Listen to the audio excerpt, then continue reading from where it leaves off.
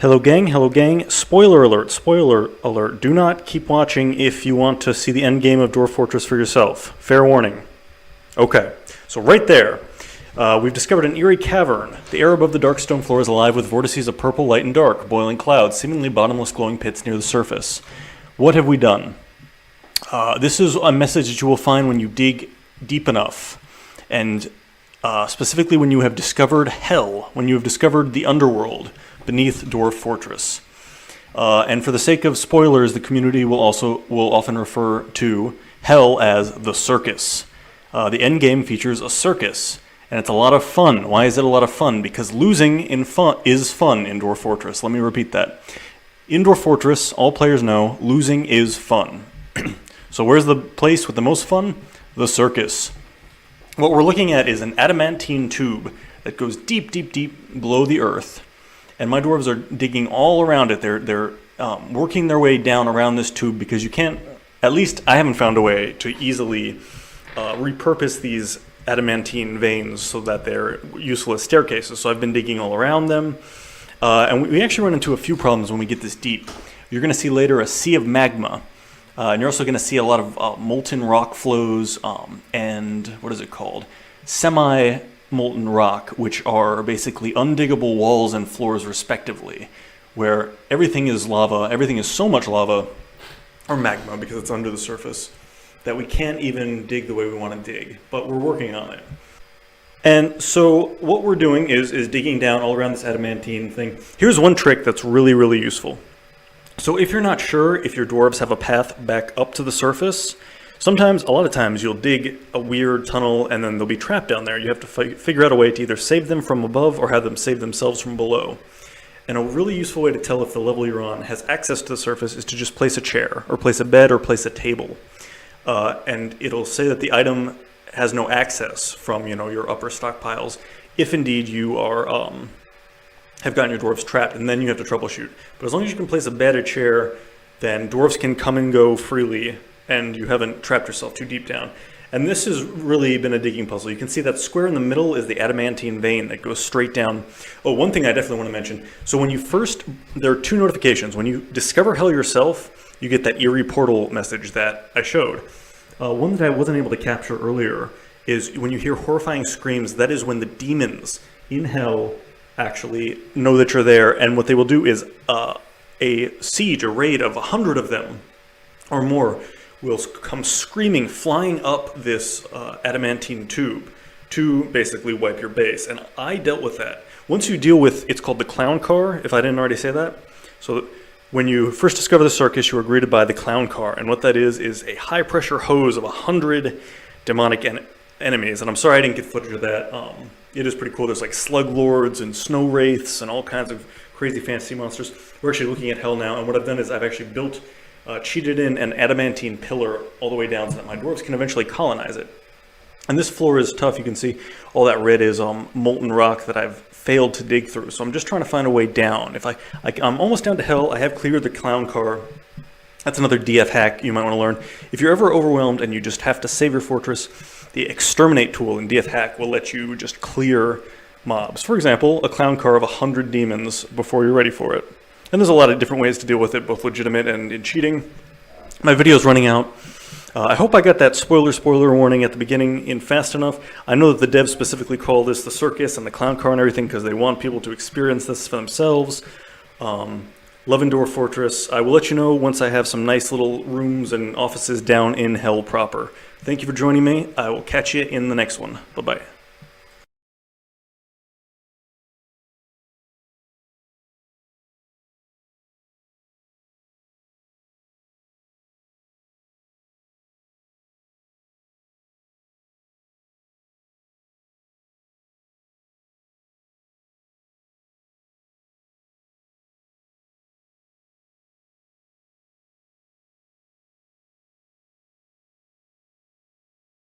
And today we're going to talk about glass making.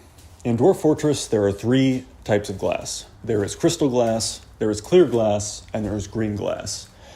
They are functionally basically identical. I'm not aware of a difference in the function, but you are going to want to learn these three types because the way that you obtain them is quite different in each case.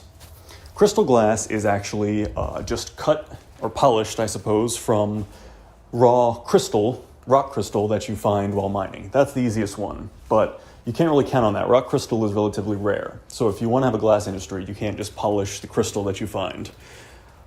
Green glass is going to be the next easiest. And all you need to do, and I say easiest, but it's actually pretty involved. I'm going to try to explain this in order.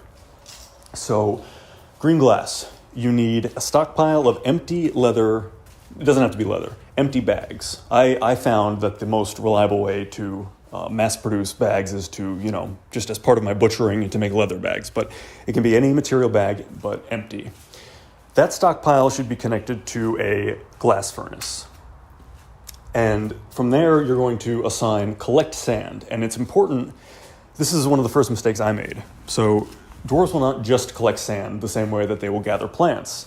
To collect sand successfully, they have to be within range of an empty bag, the glass furnace itself, because that's actually the headquarters of where the sand collection gets done, basically. They bring it into the furnace. They won't just bring bags of sand to a stockpile normally. Or at least they'll get confused trying to do that when you try to send them for collect sand, which is how the game understands the stockpiles. I'm already getting confused, but I tried to record this a few times, and then I got to just power through and do my best to explain it. So the collect sand order comes from a glass furnace, and you have to do it there. That's just where it is. So from there, you can make raw green glass directly. And the error that you'll get if you haven't done the sand thing exactly right is it'll say need sand laden object or sand bearing object. I'm pretty sure is what it says. And that's the weird game code for a filled bag of sand. A lot of the troubleshooting, I'm saving you a lot of time right now because a lot of the troubleshooting is just understanding what the game is trying to describe to you about the sand. So the stages are empty bag, collect sand order, near a glass furnace. Oh, you also have to set a sand zone. That's the other thing. This is 90% of it is the sand collection. So you should collect a sand zone. Otherwise, the dwarves might get confused and just not figure it out themselves. But if a sand zone and a glass furnace and a stockpile of empty bags, then you can give the collect sand order, and then you can make raw green glass, and that's all you have to do. You'll have chunks of green glass that you can then cut into gemstones. This actually applies, as I said, all three types of glass are functionally identical, so you can cut them into gemstones, to practice gem cutting or just to sell baubles to the trader. The reason that you would want to go through all this rigmarole is because glass is lava safe, is magma safe, and it can be shaped into basically virtually all the things that metal can be shaped into and stone can be shaped into.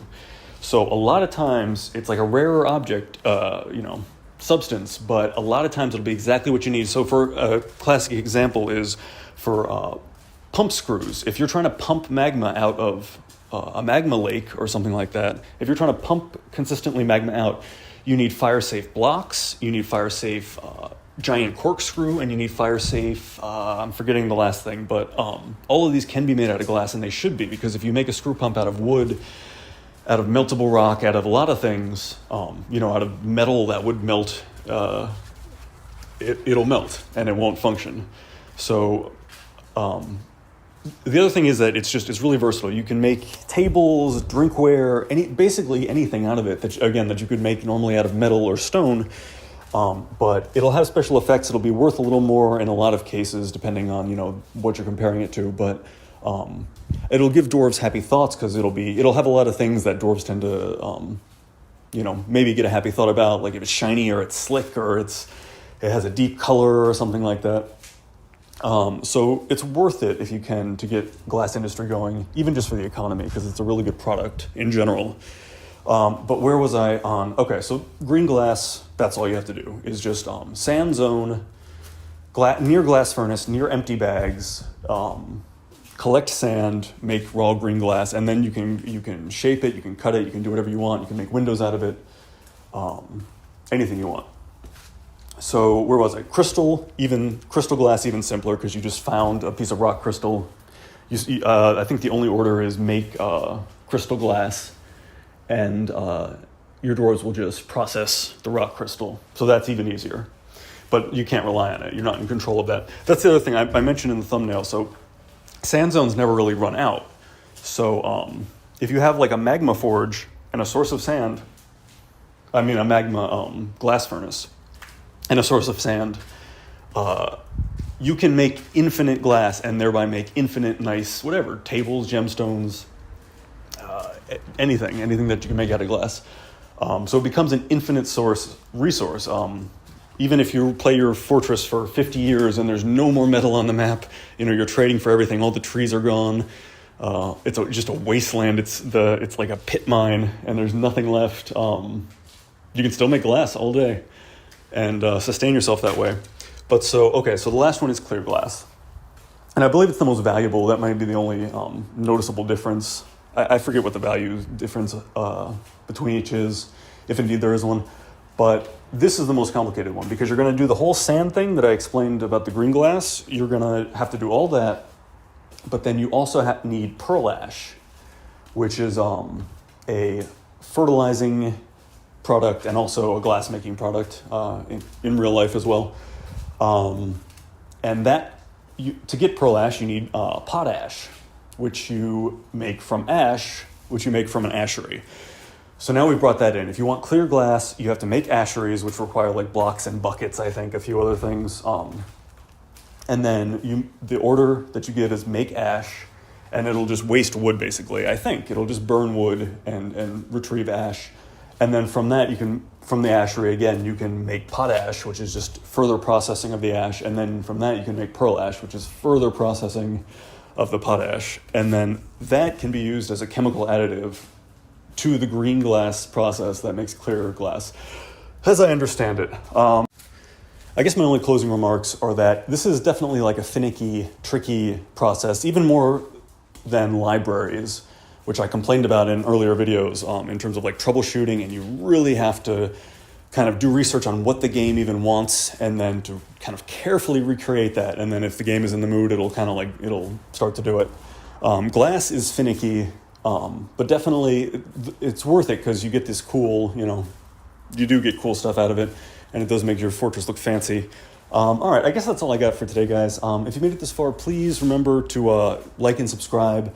We're still working towards 500 subscribers. I'm going to do a special live stream on that. I still don't know much about animal husbandry, so I think we're still going to do Chat Teaches Dave Animal Husbandry. Although I have made a little bit of progress on that because I'm now training war and hunting dogs, at least. I've noticed that was a toggle and just started toggling it.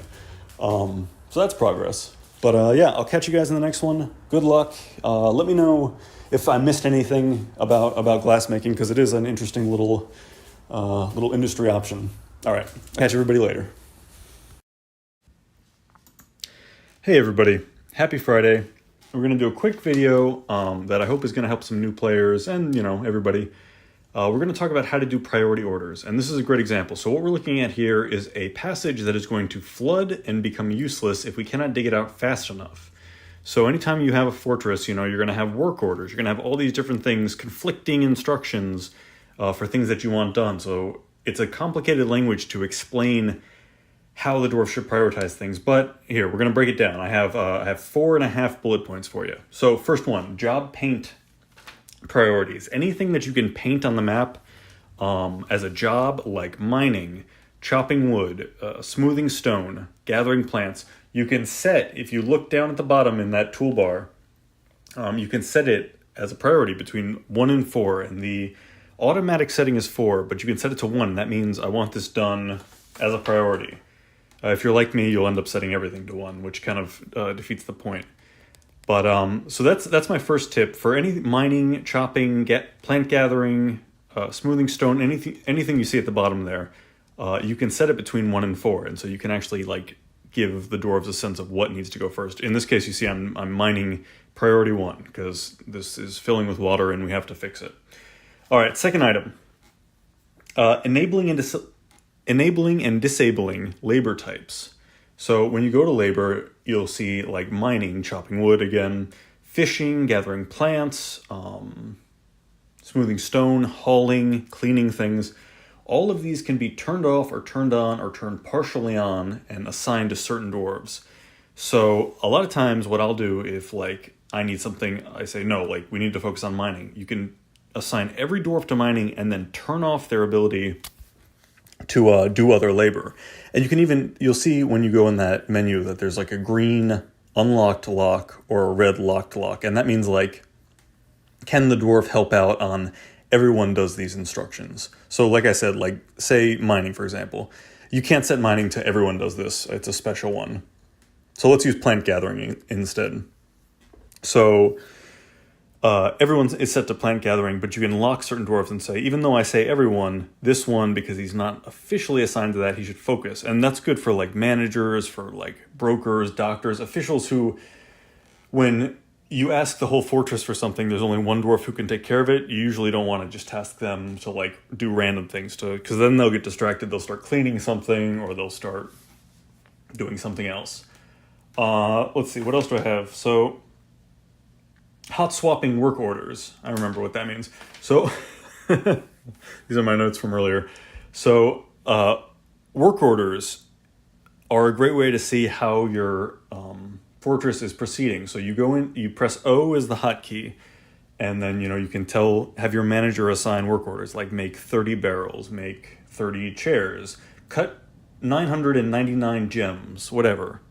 And if you see one that's not being touched, I've talked about this in other videos. If you see one that's not being touched, there's usually some issue. And then see in the left-hand corner of the screen that no entry sign, that right at the top of my alerts in the left-hand corner, that no entry sign.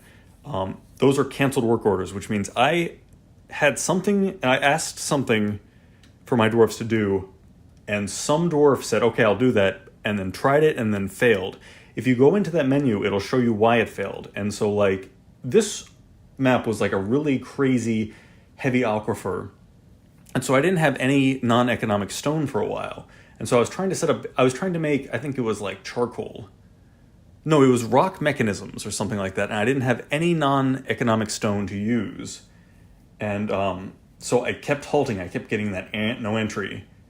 And I'm saving that aquifer maybe partially, not important. But so the point being that if you see a work order that is stuck, go into your cancel menu and try to debug it, troubleshoot it, and get it working again. And then when it starts running, you can also, I go into my work orders and I'll cancel things. Like I'll say like do 9,999 barrels. And then when, they've done 300, I'll say, okay, that's good. I'll cancel it. You can set in the work orders, the one at the top is the top priority and the one at the bottom is the bottom priority, and you can sort them manually. It doesn't really make that much of a difference in terms of how quickly things get done, especially in a big fortress, because enough dwarves will check every job and then just do the ones that they can. What else do I got?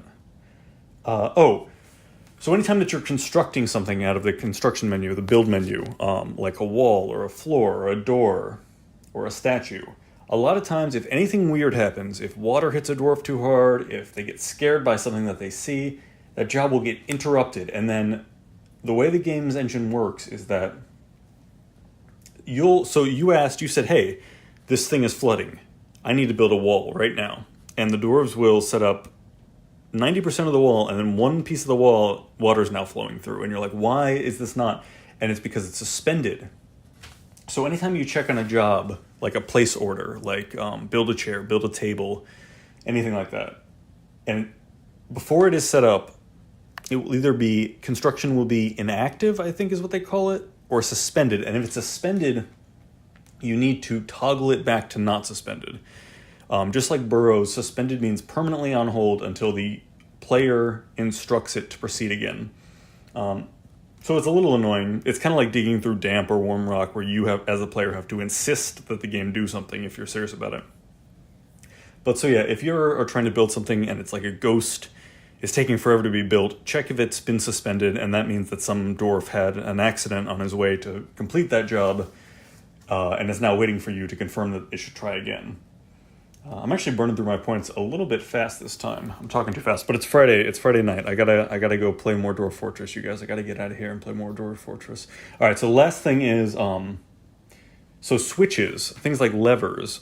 So this used to actually be a more common instruction that you could give the game, but I think it was too complicated, and so they took it out of most things. But if you build a lever, and I always almost say level, but if you build a lever out of the mechanism menu, you'll see that you can actually hit an exclamation point marker in that user interface, and that will actually say, I want this done right now. Like, the first dwarf that can do this, I want them to do this. And that can involve like linking things to a lever or pulling the lever. And that's very useful. If something's flooding, you can send a dwarf right away, emergency, pull the lever. And I think that's why that's basically the only part that survived to Steam. Hopefully, as the game gets patches and stuff, there'll be more things like that where you can specify to your whole fortress, this is the thing, like this, like right now, get me a dwarf. Other things, okay, actually, you know what? I didn't even have this in my notes, but I just thought of this and it's relevant. So a lot of times when the traders come, to get the best deals and to have the trade go well, you want to send your broker. There's 3 options when the traders come. You can send your broker, or you can send anyone, or you can send no one. Obviously, no one means that the trade doesn't get done. Anyone means that you'll probably get ripped off, or you might insult the visiting traders because you're the person who's trying to make this deal doesn't know how to do it. But so a lot of times the broker will be busy with something. And so this is a great example of how to like prioritize work. So your options there are you can lock your broker in the labor menu, turn that green unlocked lock into a red locked symbol. And that means that he won't go off and gather plants. He won't haul things. He won't try to clean things. That'll make him more attentive to his broker duties. And then what I do to force it, actually, this is the nuclear option. You create a burrow that says broker to depot, and you assign your broker to that. I'm sorry, did I say? I'm not sure if I said that right, but you assign your broker to that burrow, and the burrow is just the trade depot. So you literally, like when you need your broker, you enable this burrow and it says emergency, you at all costs must go to this trade depot. And then once he's there, he'll usually pick up the job and he'll trade. So that's a little tip. If you ever had to, the most stressed I've ever felt during Dwarf Fortress is maybe when the caravan of traders are going to leave and my broker is like still sleeping, or he's drinking, or he's attending a meeting that the mayor is having that is useless, that doesn't do anything. All right, I'm getting heated. I'm going to check in. This footage is from a new map with a very heavy aquifer, and we've tapped this river that you see on the left-hand side of your screen for a waterfall, and it's going good. I felt so bad about the last video that I'm treating these dwarves good. You see they are all happy. Not even every single one of them is happy. Not even one is just like regular. I'm going to try to make a good home for these dwarves. And then I haven't forgotten about that other thing I promised y'all where I'm going to go deep. I'm going to show you guys like magma forges and some of the endgame content. But that's all coming up. Look forward to it. That's all I got. I guess I'm running a little... Well, let's recap. We got a couple more minutes. Before I forget, if you made it this far, please like and subscribe every time. It really helps. It helps the channel. It's the only way that YouTube will actually like show my stuff to other people. And I like the attention of knowing about Dwarf Fortress. So feel free to do that. And all right, so to summarize, what was the point of this? Dwarf Fortress explained poorly, getting anything done now. So first thing, job paint priorities. Set them to 1. Mining, cutting wood, stuff like that. Set it to 1 if you want it done now.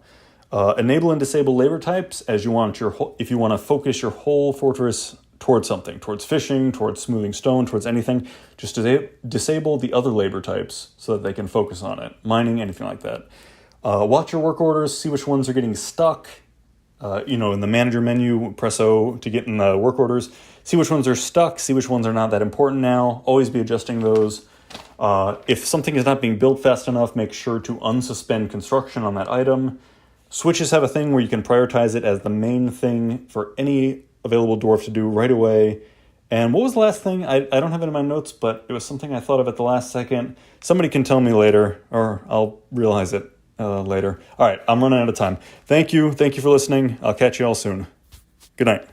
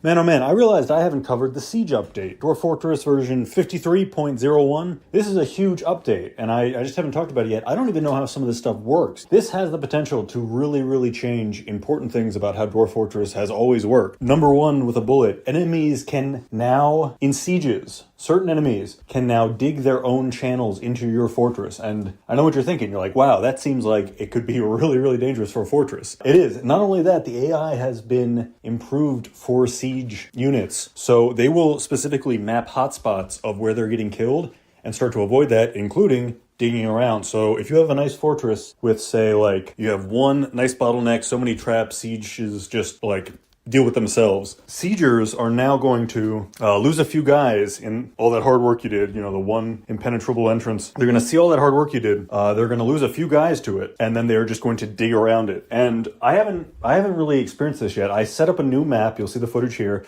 Where I tried to turn enemies up to hard, and I specifically put the fortress, the Dwarf Fortress, like right next to, as close as I could get it to, a big goblin empire. So I want to see these sieges. I'll post footage as I get it, but I haven't experienced this yet, and it seems really crazy. Like, I'm imagining, you know, a sieger is just digging straight through, and who knows, like, do they respect wet stone and magma stone do not dig orders? They probably do, but say if you have a huge magma tank, a huge water tank that's just one block thick, and they just happen to pierce that as they're coming into your fortress, as they're digging around the defenses that they figured out, you know, they shouldn't go through. Maybe a siege is going to end up in your fortress completely ruined. Maybe you beat the siege, but your fortress is now flooded or completely on fire and submerged in magma. All right, now the other insane thing is that siegers can also build construction. So that's like ramps, ladders. So even if you put your fortress, you know, the only entrance is on this little impossible spire that nobody can actually climb to, they're going to build to it, or they're going to dig straight through the base of it. So that is really incredible. I am seriously baiting sieges because now I want to see how all this works.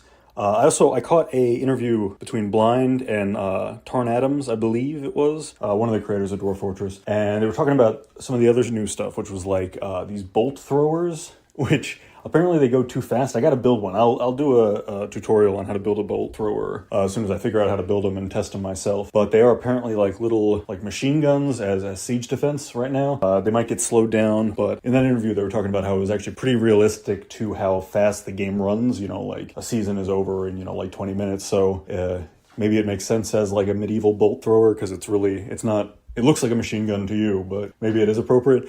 I don't know. I think that's fun. It's just more crazy dwarven stuff. That's not the craziest thing that dwarves would have ever built. Check the description for this video, or you know, I might pin a comment for these release notes. But I think a lot of players probably haven't had a big, good siege. They might not even be aware. This is all crazy stuff. I'm reading the notes here. It says invaders can bring battering rams to bash through constructions and buildings, so they can break your construction as well. I mean, that kind of goes without saying if they're digging through the stone, but they can also just like bash down your doors and stuff.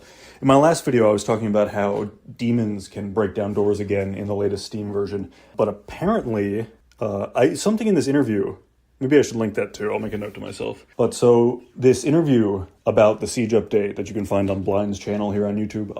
They were saying that demons are going to start having digging abilities too. So every video I made about how to capture demons and move demons around safely, that's gonna not be true anymore, which is fun. That honestly makes more sense. I'm not even sure if there is gonna be like an adaptable survival strategy for demons anymore, because if they can only be hurt by steel and they're immensely powerful, they're huge, you know, they're very resistant to damage, and they kill everything that they see almost immediately. And now that they can literally go wherever they want, they can just tunnel straight to wherever they want if you're trying to block them off. I'm not even sure what that kind of like meta strategy is going to look like. But I'm excited to see. I'm excited to figure it out, bring you the news as soon as I see it. Actually, you know what would be cool? Is if the demons, they can tunnel through anything except there's like a really expensive, complicated to make new material that you can build like an entire floor or, you know, containment room out of, so like you can still interact with the demons without them just having free running roughshod over the whole fortress. But like it really takes some preparation and advanced planning. Yeah, the other nice thing, and this is something that they covered in the interview quite a bit, boulders thrown by catapults explode on impact, ejecting sharp rock shards now. So that's like nicer too. You don't have to be like a surgeon or a sniper with the boulder catapult anymore. You can just like hammer rocks that'll burst apart, which is more useful and fun. Invaders can free their cage companions. That's also interesting. So if you're doing like cage traps, which that was always a classic of mine, was just like one narrow entryway in, and it's just lined with cage traps. But now, if goblins are pouring in and it's all cage traps, the guy behind the guy who's trapped might be able to just get him out. So yeah, I gotta get this all in the lab. I gotta bait a goblin invasion. Leave in the comments if you know any way to bait goblin invasions harder than I am. I'm a new fortress generating lots of money right on the outskirts of like their biggest empire. So I think I'm doing it right. But I want to get in here. I want to try some of this stuff. So definitely let me know if you have any advice for how to make sieges happen. That might be a DF hack command, actually. I'm gonna look into that right after this. The only other interesting thing that just came to mind from watching this interview, the magic update is coming, apparently. So they're going to add more types of magic. They're working on that now. And there is a point that I hadn't realized, but it's so obvious now, and it's weird.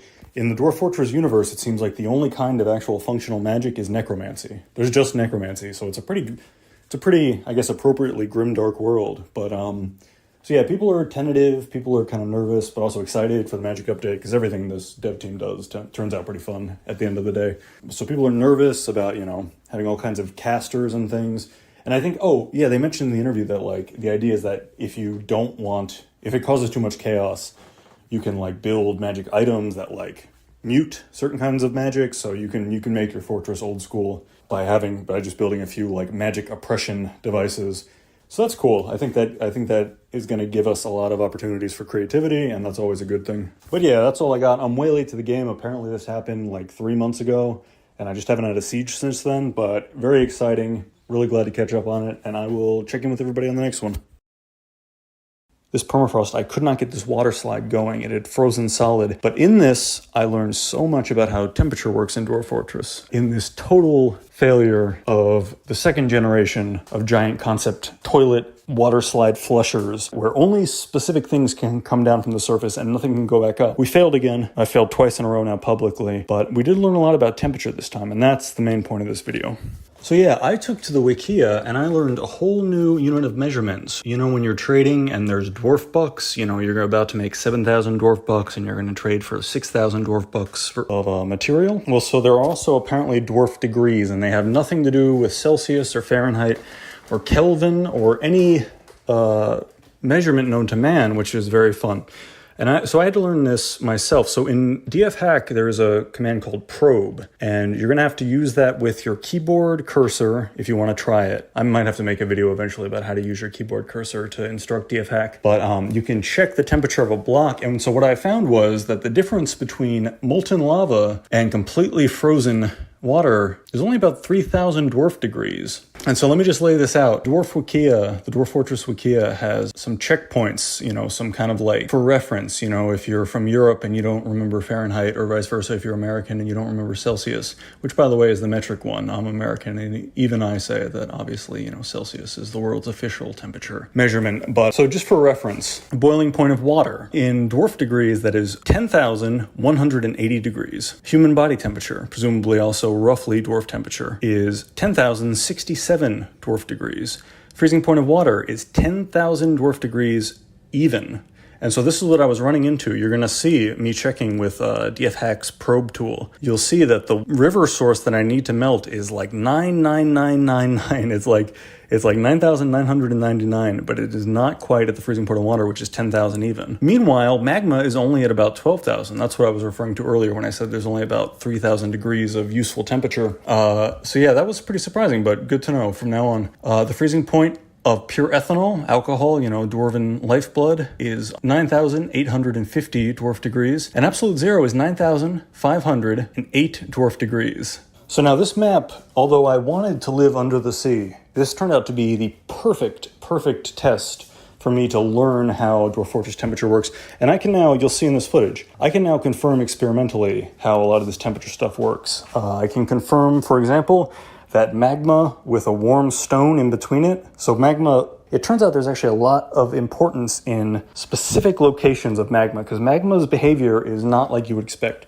So magma will, if a tile is next to it, it will make it a warm tile, which will warn your dwarves not to dig through it because there's magma on the other side. That does seem that it will transfer at least maybe a little bit of temperature, but very, very negligible. What I learned is if you were trying to heat water, and the Bay12 forums will back this up, this is the science as it exists. Magma is really only programmed to act like boiling magma to things above it. And that kind of makes sense because, you know, if you've ever been as deep as to visit the magma sea, you know that like the main thing is for realism, you want to be aware of the caverns above that and how hot those are. So I'm actually going to show, I'm going to make sure I need you to actually show the footage this time of the water melting and freezing in relation to exactly how much magma is below it on 1Z level. So that's the way to melt ice. That's what we found. That's what you can take home today is do not try to heat or melt ice from the sides. What you want is to have magma underneath it. And when that magma is flowing, specifically, the magma is flowing, it is updating the temperature values of all the things around it. And it is specifically checking, because I guess this was programmed in, you know, with prejudice, basically, this was programmed in specially. It's going to update the Z level immediately above that and give it the heat that the magma would generate. I guess that makes sense in general because, you know, like magma forges and things like that, they work on top, one level up from the Z level of magma. So just be aware of that, I guess. If you expect magma to heat things up like it does in the real world, for best mileage, you are going to want to have that relationship be magma underneath and then water on top of that, or whatever you're trying to heat up on top of that. And as a matter of fact, the correlation between is there magma underneath the tile you're trying to heat is so tight that you're going to see that like it's basically a 1-to-1. Magma, while it is there, will melt the water, and as soon as it is gone, it will freeze again. And so it got to the point where I could never even build my water slide. F's in the chat, leave me a comment telling me RIP to my water slide, because I literally could not keep water on the surface liquid unless there was magma directly below it. And then the result of that is that, so if I tried to dig straight down and just let the water drop into the subterranean level where it might, you know, resist freezing, it immediately hits the magma underneath it that's heating it, and that becomes obsidian, and that gums up the works, and you didn't actually transfer water through there successfully. I think by the end of this footage, and again, please try to edit this correctly, show right here, we ended up clogging up the spillway for this water slide, and a little water trickles out still. We got it to work just barely, but the issue was that if there was magma underneath, the water could flow, and then if it flowed straight down, it would turn into obsidian. But if the water was even one tile next to where the lava was, i.e., you know, that is to say, safe to fall down, it would immediately freeze before I could do anything with it. Originally, I thought this video was going to be another successful, well, actually, no, that's twice in a row that I tried to burrow under the ocean without a trace so that no one could ever touch me from the surface. I embarked on an ice ocean, and my smart plan was I was going to make a bunch of tunnels in the ice, and then as soon as it's midsummer, it's gonna melt and leave no trace, and I'll just seal off my dwarves, and it'll be an untouched island. You'll see in this footage that I end up getting frustrated with that. It ends up being so far to the south of this map that it is Antarctic, it is permafrost, it is permanent ice, the entire ocean. Which the overworld kind of misrepresented. I was shown water with icebergs floating in it, but I guess it's just pure ice when you actually get down to the nitty-gritty of it. I got very frustrated. I ended up, in my attempt to continue seeking this, no trace of a way back underground, I dumped lava all over this map and made it kind of like the surface of the moon, where it's just all obsidian, it's just all magma as interacts with water or else as flows away. Now the headline here is that in my attempt to seal my dwarves underground with no trace on the island, I said, okay, well, in that case, what I'm going to do is I'm going to try to work on an old prototype, which I've mentioned as far back as ocean something, I forget what it's called, some kind of ocean failure. It's one, if you sort by most popular on my videos, you'll see this one in like the top 5. And it's where the first time I describe my attempts to live under the sea and without a trace. And in that video, I describe a concept for a giant toilet. So here's a little inside baseball. Every video has a little inside baseball. It seems to me, at least in my situation, that traders can come through the cavern, so they can travel underground all the way to your location if you have a cavern that leads off the map in an open area. But at least as far as I've seen, I have not seen migrants come down through there. And so my migrants have very insistently, actually in this case, on this map, I'm not sure what the problem is, but on this map, migrants and traders have insistently come through the surface and then even if I only have a trade depot deep in the caves, they will go to that trade depot. So I'm not sure exactly what to make of that. But so the point is that I was trying to get my dwarves underground in a way that is a one-way valve, so migrants can come from the surface and they will end up below ground, but there is no way when you're below ground in the fortress to come back up. I want that completely sealed.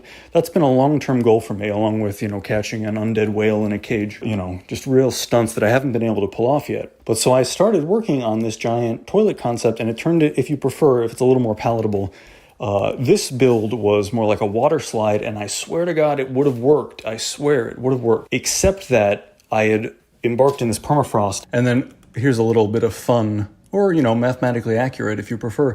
On the Dwarf Fortress Wikia, they have 0 degrees. Ulrist is, of course, 0 degrees according to dwarf degrees, at which, absolute zero, the physical limit of how cold things can be, stops at 9508. So someone was nice enough to extrapolate and describe this as, hypothetically, if this could exist, 0 degrees 0 degrees Urist. I said Ulrist, which I believe is a different but legitimate dwarf name. I don't remember. Would be about over negative 5,000 degrees Celsius over negative 5,000 degrees Kelvin, which again does not exist. None of this exists, friends. And Fahrenheit would be about negative 9,968 degrees, almost negative 10,000 degrees Fahrenheit. So that's just for reference. So yeah, that was a really interesting challenge. I'm probably going to start over. I don't know. It's hard to tell. I did seal off. I achieved all my goals in the worst possible way, because I did actually seal off the surface by just kind of like encasing the map in obsidian, by melting the ice sea with lava from the sky. And then even beyond that, my water slide worked, but it did not work well. So I'm just going to try to start over in I'm going to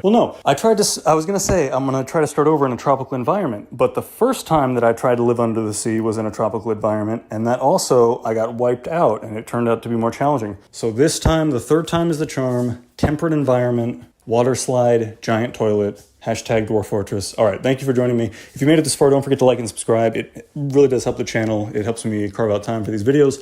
Thank you for listening, and I will catch everybody soon.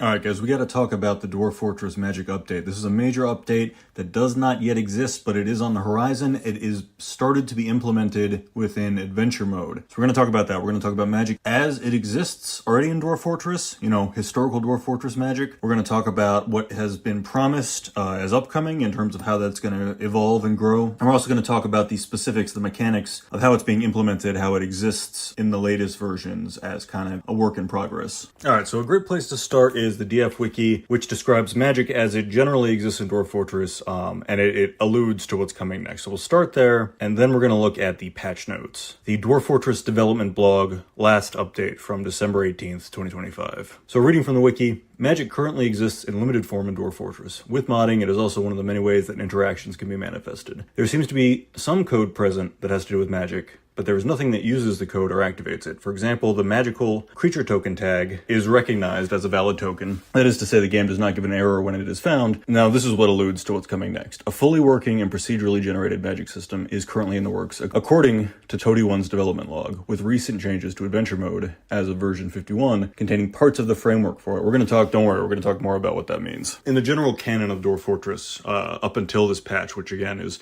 that I don't believe, to the extent of my knowledge, there is no release date. This is just the next things that they are currently working on. But previous to that, and for all of Dwarf Fortress history, the many decades, the main types of known magic are necromancy. We've talked about this a lot on the channel. Certain dwarves will kind of like live forever, and then they will randomly, either when scared or just whenever they want to, as one of the behaviors they might choose to do, they will cast some kind of spell that sickens or usually raises the dead. Necromancy. Cast plague or all kinds of bad stuff. Mostly raising undead creatures or bringing like bits of flesh back to life. Another type of known magic as listed by the wiki, divine intervention. So this is a very specific example. If a dwarf or something desecrates a temple that's dedicated to a god, that god is real in the game, and they can curse things, they can turn a dwarf into a werebeast or a vampire. I think one of my most viewed videos about keeping dwarves happy, I talk about how my fortress has a walled-off vampire because they flipped out in a temple. Not for even a specific reason, they were mad, their temper was bad enough, and they got mad enough that they got themselves cursed by misbehaving in a temple. So that's divine intervention, that is a form of magic. That's a good note by the wiki, technically, I didn't think of that. Some mega beasts, like dragons, bronze colossi, are explicitly described as magical, because it's a dragon, or it's animated by magic if it's a statue, but they do not currently possess overtly magic features. And then magical artifacts. So magical jewelry and weapons made from primordial remnants can be found by dungeon guardians who reside in mysterious. So this is what we're going to talk about. This is how new magic stuff has been added in the Siege update, is kind of building the scaffolding for how magic is going to work in general. So we're going to talk quite a bit more about primordial remnants. All right, but before we talk about all the nitty-gritty, what exists in terms of the game code and what's being speculated, let's talk about, for upcoming development, we're quoting the Toady one directly. The goals are, quote, magic diverse enough to make sieges and siege defense more exciting. That includes kidnap humans and dwarves trained by demons as sorcerers, deity-based powers, and temple ceremonies. That's interesting. I'll have to look into more of what temple ceremonies involve. So that would actually give a reward for, like, encouraging the religions, having the priests, like, conducting ceremonies. Interesting. I think that's a great idea. Tie the religions to, like, magical potential of the users. And then they also say other magic based on the supernatural structure of the world, which is pretty vague. They also mention resident wizards help to defend these wizards help to defend the fortress against magical sieges while you aim them in their work. So kind of like an additional siege defense kind of thing. Resident wizards would also assign assistants to work in magic workshops and to go off-site for research tasks. So this is basically a combination of the messenger system where you send dwarves out to like achieve something off map, off site. But then it's also kind of like the library system where there will be scholars and there will be scribes. So it's basically it's similar to a lot of the workshops, the more advanced workshops where you have to assign.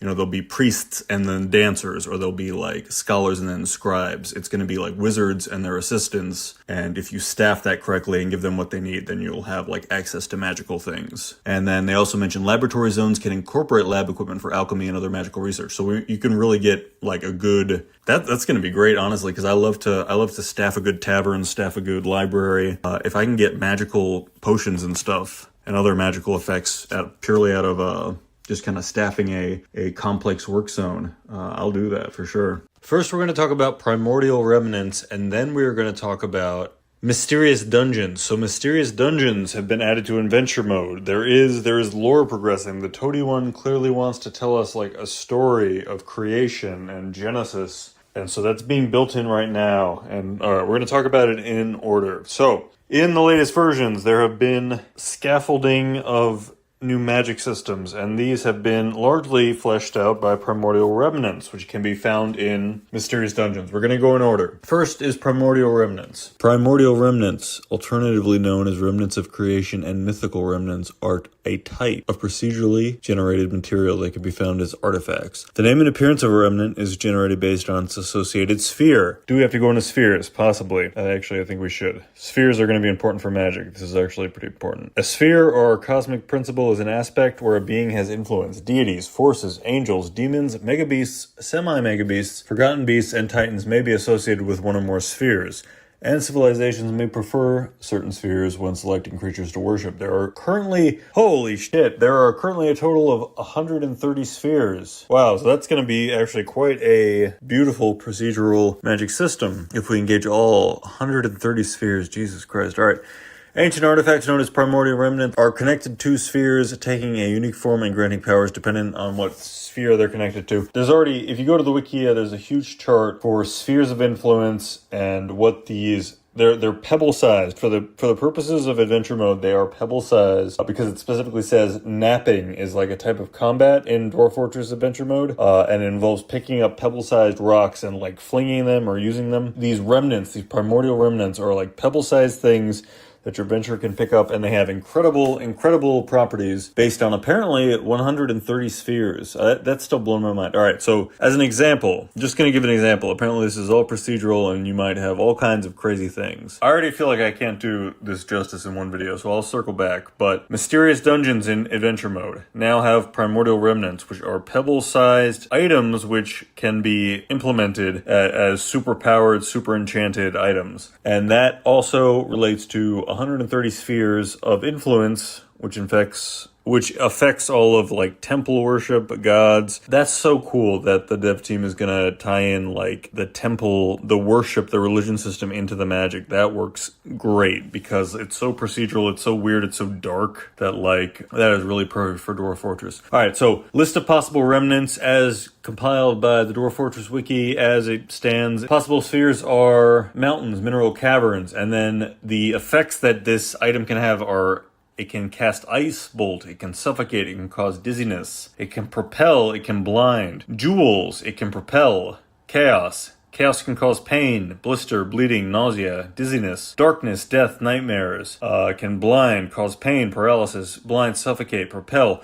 Cause pain, blister, paralysis, bleeding, sicken, cough blood, sicken, vomit blood, nausea, rot, suffocate, cause dizziness. You get the idea. It's still very based on necromancy. It's still very much like it either makes you very sick or it brings dead things back to life. It brings everything towards like a sick zombie center. But again, they're still building this, so I don't know what the fuck I'm talking about. Is it alright if I swear? Leave in the comments if you prefer that I swear or I don't swear. I'm swearing in this one. I'm unhinged. I'm so angry. I'm so excited for magic. So I want to go into depth about this because I do think it's going to be the structure, the kind of like the scaffolding that magic is built around. There are types. They're in adventure mode now. There are types of remnants that apply certain effects. Most of the effects are necromancy in nature right now, but I believe that's because they're still coding it. Almost all the effects are some combination of propel, blister, blind, bleeding, nausea, cause dizziness. These are existing things that exist in necromancy.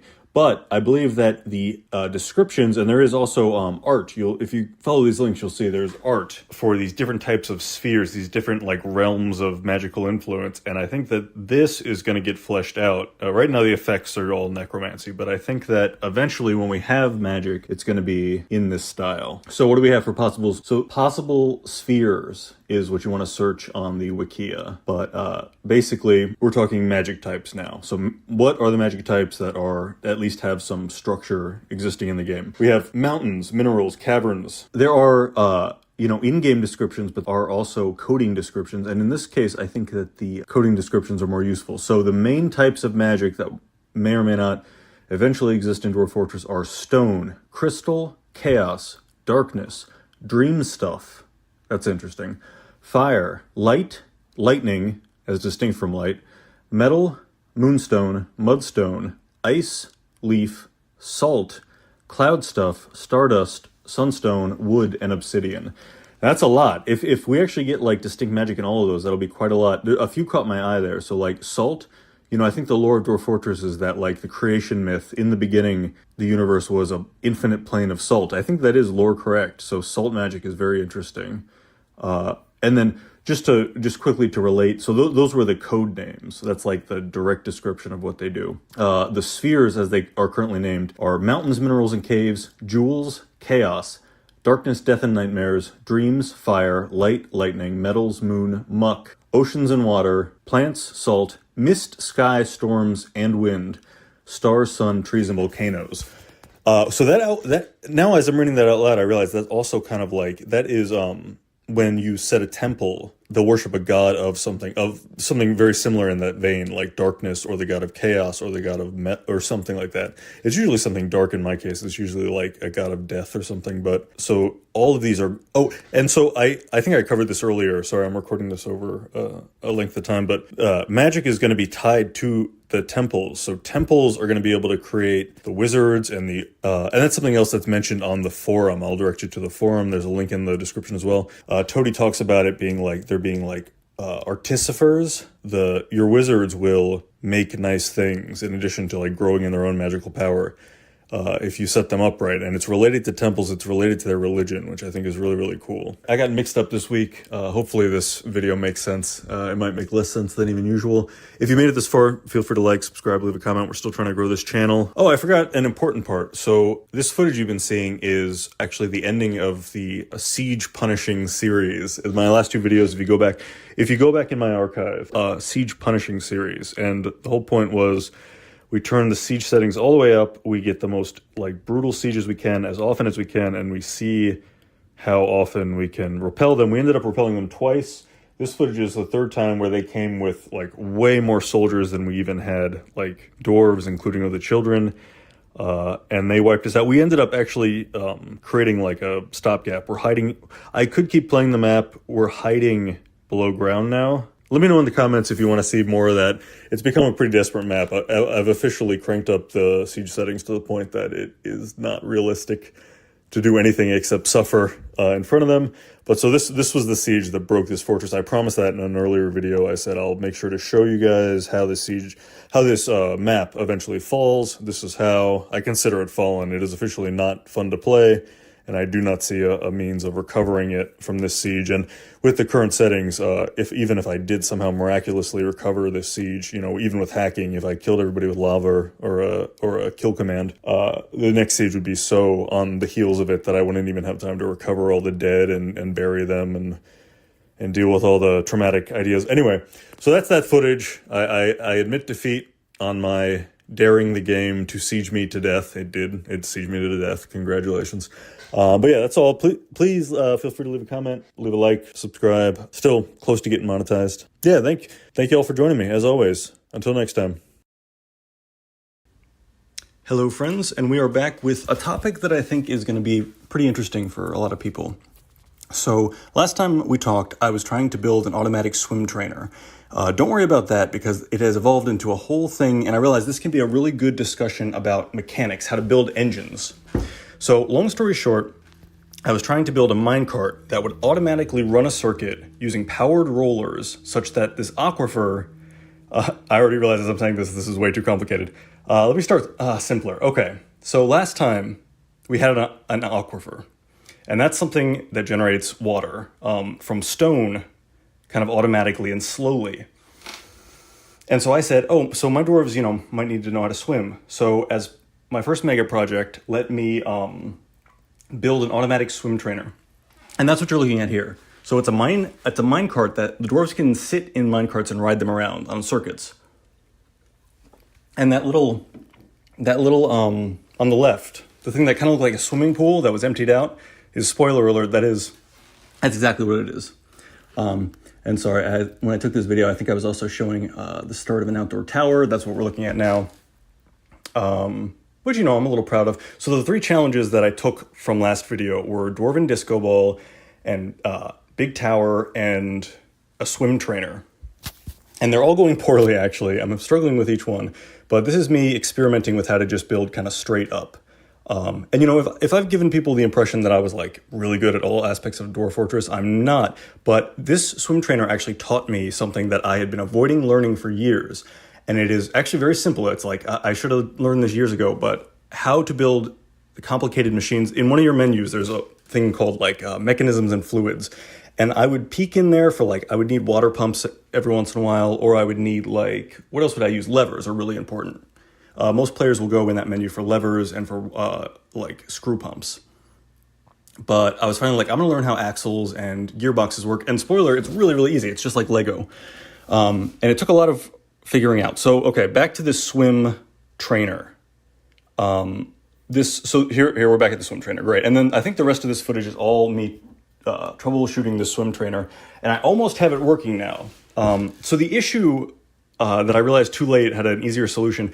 The issue is that when dwarves were going into the pool, especially with water in it, they would slow down and the minecart would be stuck at the bottom of this pool and the dwarf would have to like, you know, panic swim out. So the idea being that they pass through this water and are exposed to deep water, but they're still safely in a minecart that then pulls them back out of the water so nobody drowns. So it's just kind of like learning to swim by dunking your face underwater over and over again. But mine was failing catastrophically in that it was actually trapping these dwarves that were trying to learn how to swim in a sink or swim situation. So I was really struggling. A big issue with it was that this aquifer is not as good as a river in terms of water pressure and water source, of course. You know, people think of aquifers like scary because it'll flood your mine, and that's true, but for me, it's that it doesn't produce fish, and it's too slow. Like, I feel like a scarcity of water on this map because there's no river, and we haven't hit the caverns yet, so it's really just for the waterfall I want to power.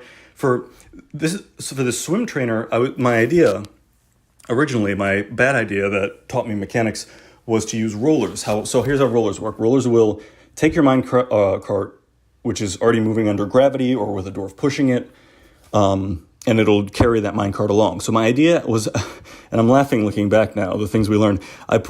My idea was to put the rollers on the bottom of the pool. So like when the mine cart settled there, it would be pushed back up.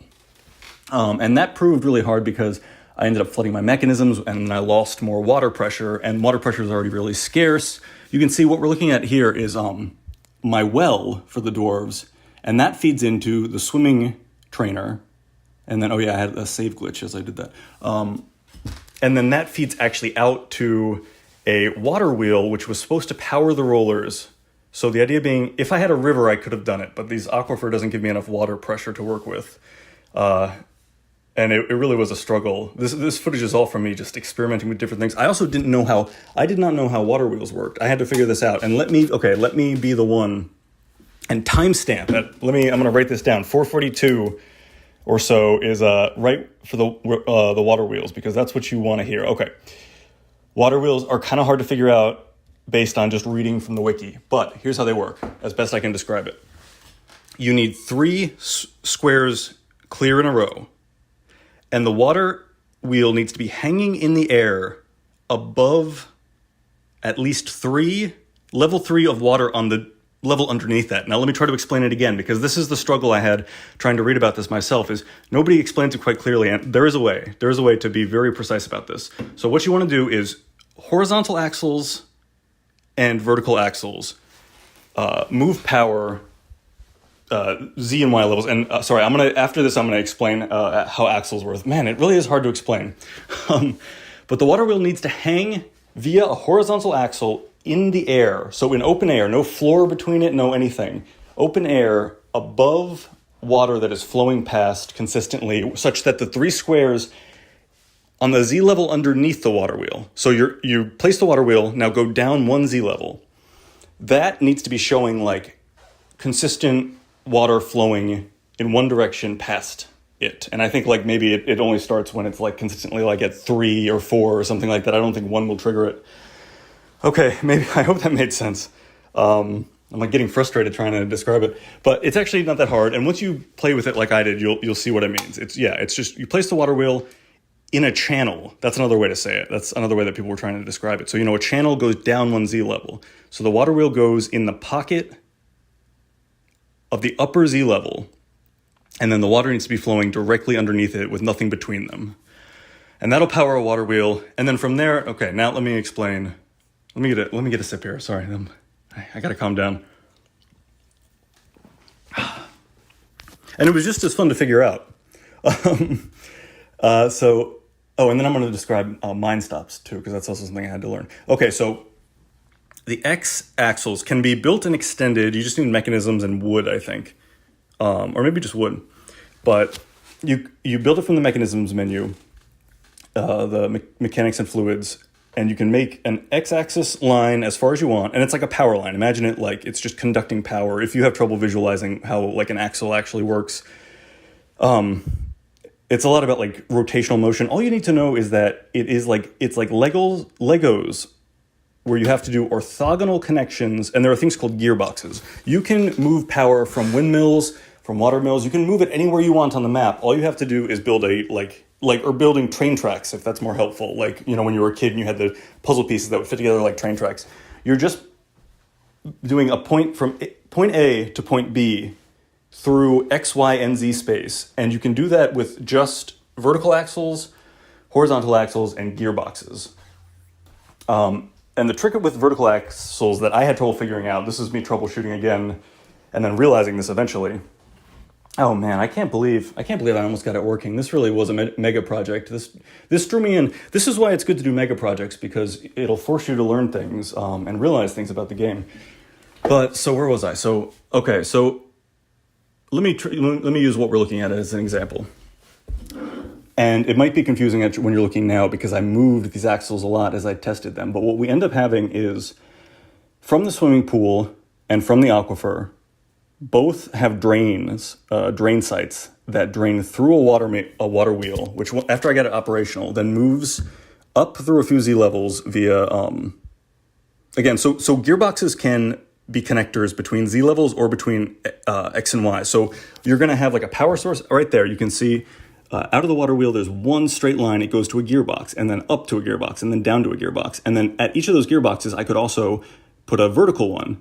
As long as there's no floor, there's nothing, if there's clear air overhead, then I can place a vertical axle on that gearbox basically, but up one Z level. So not on this Z level, that's where it gets tricky.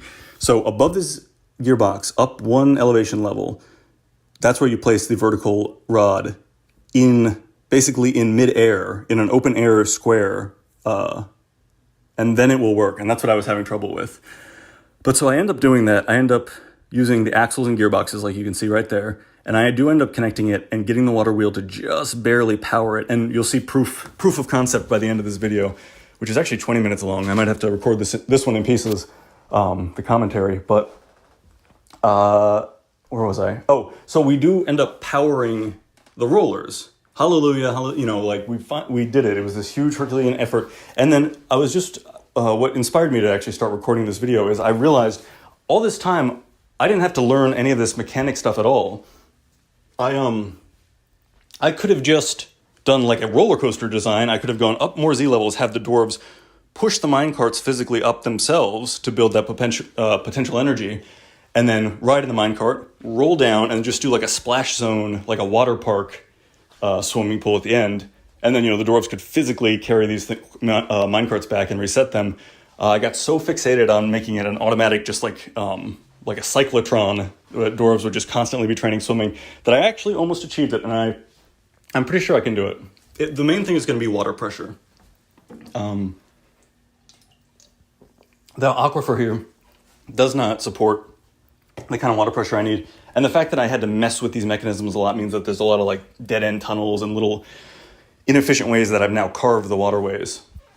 So I'm almost tempted, I almost want to do this on a different map, on a new map, with a healthy river, because that would make everything so much easier. And I feel like I could just do it like that now. I know exactly how to do it. But I'll stick with this one, and I'll report back. I'm a man of my word. I said I was going to do mega projects, and I'm right back here with all three, actually. So all three are going poorly, but are almost functional. So my disco ball is going to be small, but I'm working on that. And the towers, well, really, I've been focused on this one, because this was the engineering one. So I was going to talk about minecart, how minecarts work. So capital H, Shift H, opens the hauling minecart menu. And those kind of snap together just like the axles do. I actually haven't practiced yet moving them up and down Z levels. I assume, you achieve that with ramps, but I haven't practiced to see if it's actually challenging in any specific ways. I know that carts can derail if you go too fast and stuff, but I really need to practice with them more. But so you just kind of click them together. You can carve it straight into, it doesn't even have to be smooth stone. Dwarves will just, from the engraving menu, they'll just carve tracks. And then you have to make a minecart. And then from the Shift H menu, you assign it. I think we'll go through these menus, and let me see in the video. Maybe it's coming up, but you'll see in here, I'll open a menu and I'll be clicking around and setting something in a GUI display, and it says like, when do dwarves move this cart? Do dwarves ride, or do they push, or do they kick it? Like, do they just like give it a push to like down a hill or something? Man, I really should have done a roller coaster. It'd be so much easier. A roller coaster splash zone swim training instead of this fully automatic one. But okay, I'll have the nice one. So what you have to do is you assign it a minecart, and then you assign it stop points that it moves between.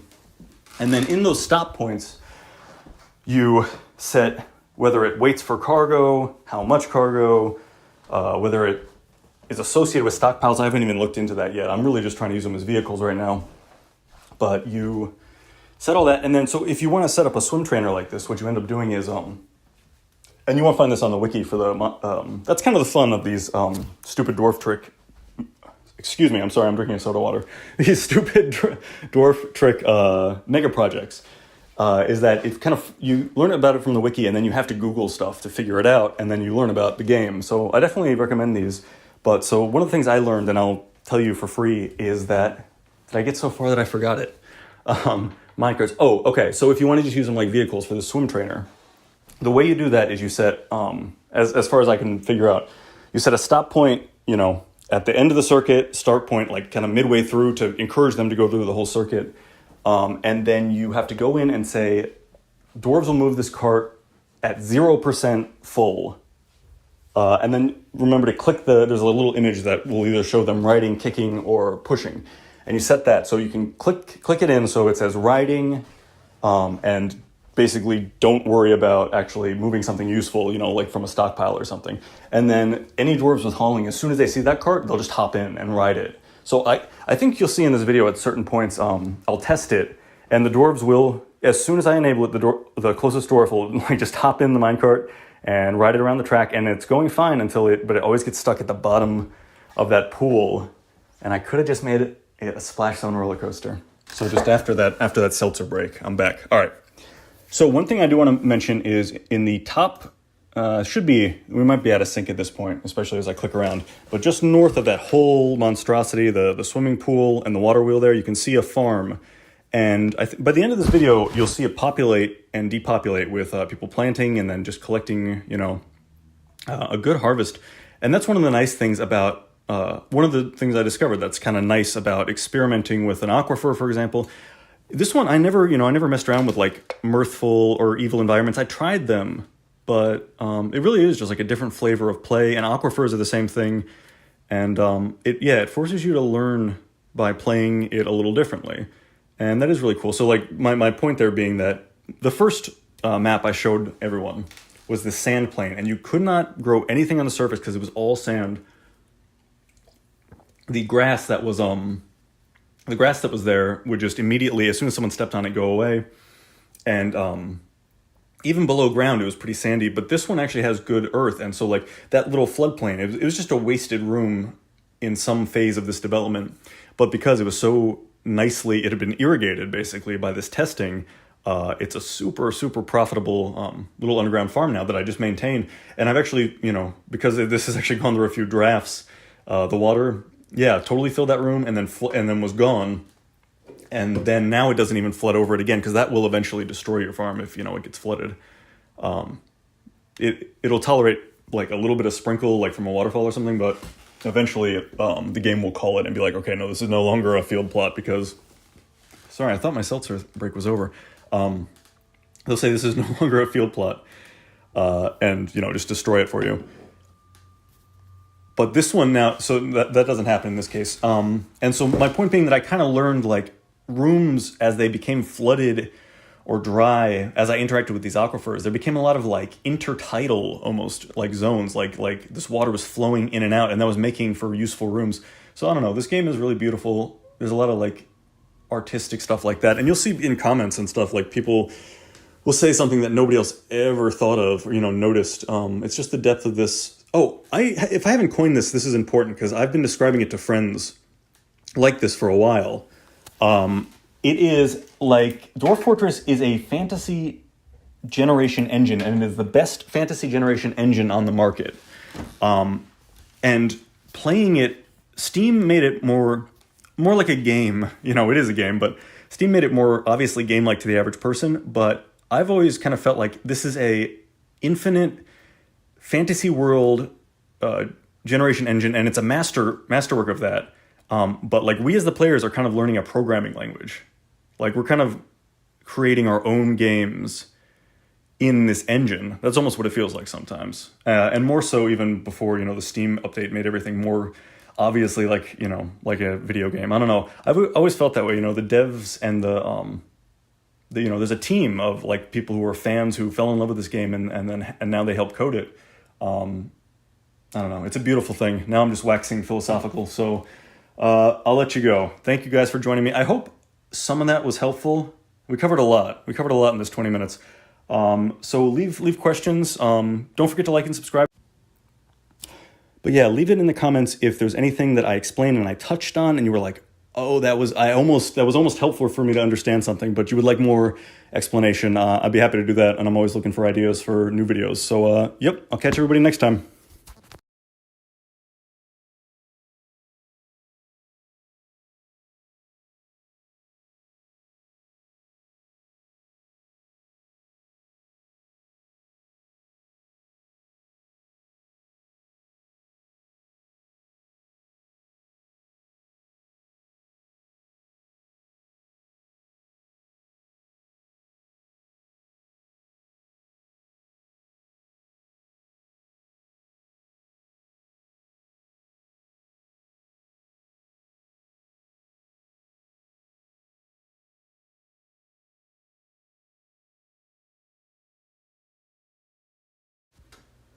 Hello, friends, and the footage you're seeing right now is a clown massacre. Clowns are immensely powerful, dangerous creatures, and you rarely even find them alone, as this footage depicts. But as you see, I'm just including this to contextualize the engineering feat that you're about to see next. Clowns are nigh impossible to kill in most situations, and incredibly dangerous in the meantime. But what I bring to you today is an automatic, interactive, so dwarves can interact with it in a positive way if they choose to, or they can completely ignore it. It will safely dispose of clowns in the current Steam version. That's a big caveat because it takes advantage of major exploits like unbreakable doors, things like that. But what you're about to see in this footage is a safe, effective, and positive to the health and well-being of the Fortress machine that processes clowns. That's a big promise, but here it is. So, what we have is we have tunneled into the circus via a pathway, and again, a big part of this is unbreakable doors exploit in the Steam version, but you can also anywhere that you see a forbid or passable door valve, just replace it with a valve that works in your version. Okay, enough said on that. But so the basics are hell now gets tapped and it opens into, right now, this is the killing floor, this is the room. And those red bars are places that I have strongly, absolutely forbidden my dwarves to walk because part of troubleshooting this was that dwarves will just wander over the spikes as they automatically come in and out of the floor. Right there in the top right you see is actually a skeleton that represents 2 dead dwarves that was a high priority. That was a nice way to get through that room, and 2 dwarves got immediately impaled before I realized. So I set, now they absolutely are not allowed to walk over the spikes. And these spikes that you're seeing here constitute sorry, it's hard to explain, it's a little complicated, but there are 3 pressure plates in my fortress, and each pressure plate is in a constantly used hallway, so it's constantly being toggled on and off, basically as quickly as possible. The spikes are in zones roughly assigned to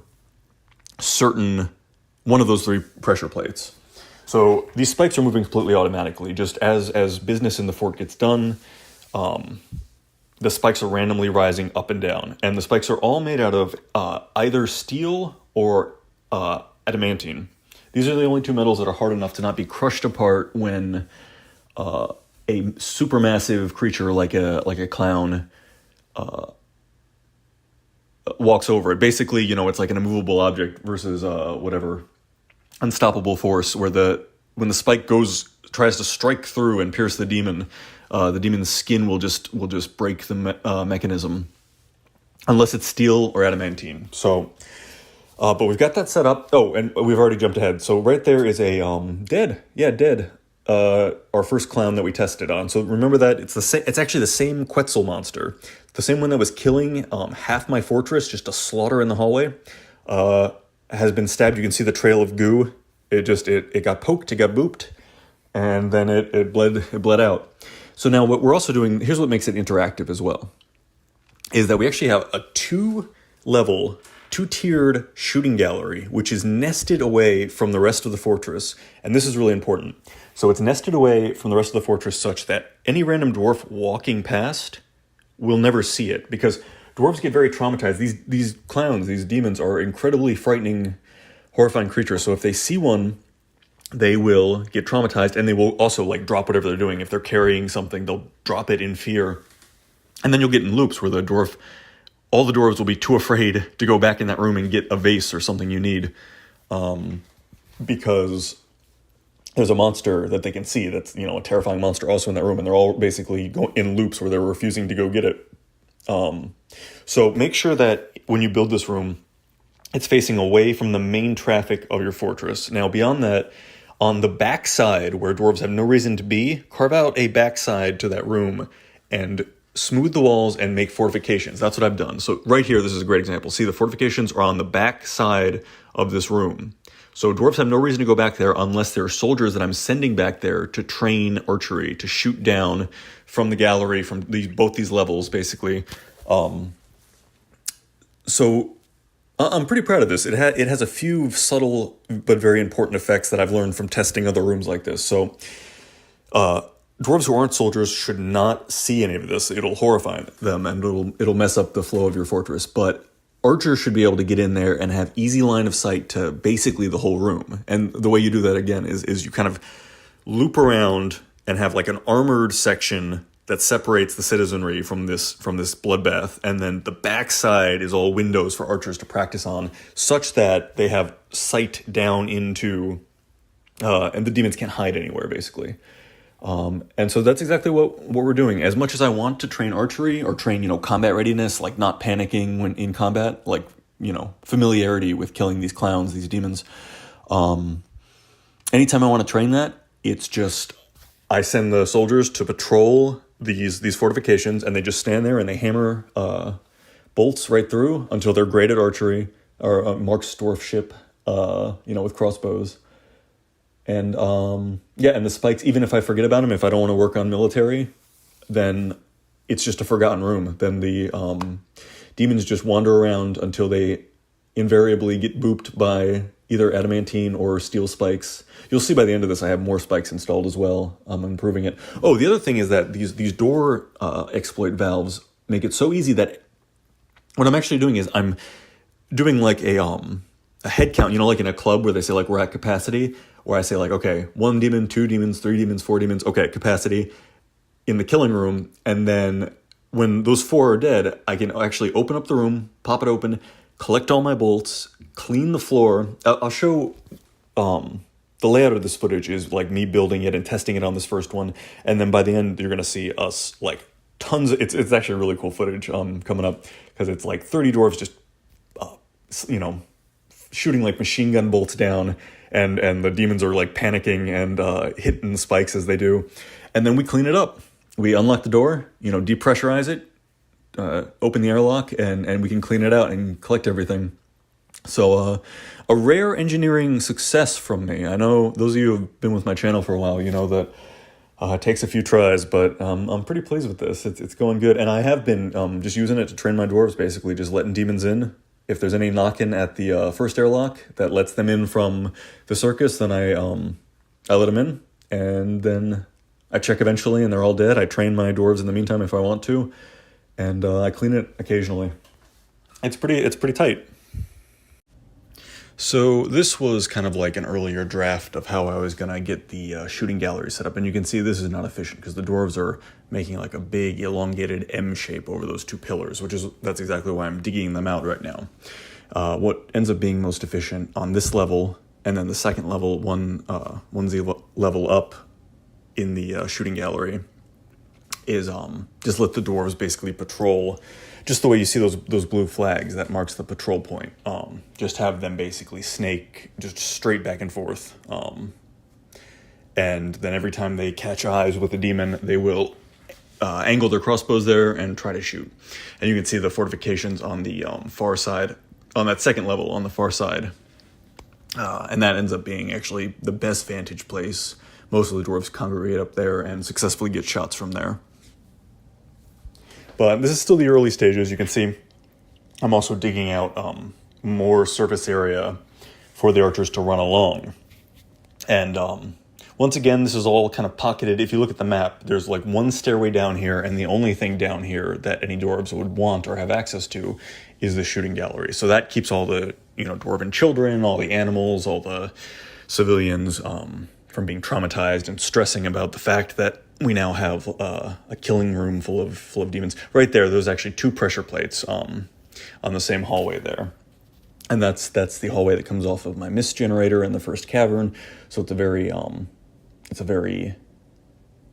commonly tripped pressure plate. You can see the heart above that clown, that he's very hurt, and that's actually his green blood in places. One good thing about using the archery in addition to the spikes is that it will agitate the demons and make them continue to move around, which increases the chances of them catching a spike. And now I'm not even sure what would be more efficient, because when I first made this trap, I was like, oh, it's 2 Z levels, so any demon that can fly, which would be any demon that can get up here, so all demons, they can fly 1 level up to avoid the spikes, which basically lowers the efficiency of the spike mechanism by 50% right there. But the archery vantage point of being able to shoot down and into this room is actually so great that if there is any kind of issue with demons that seem to be congregating towards the ceiling, you just send the squad for 1 second, and that the demons will then go down towards the ground to avoid those arrows.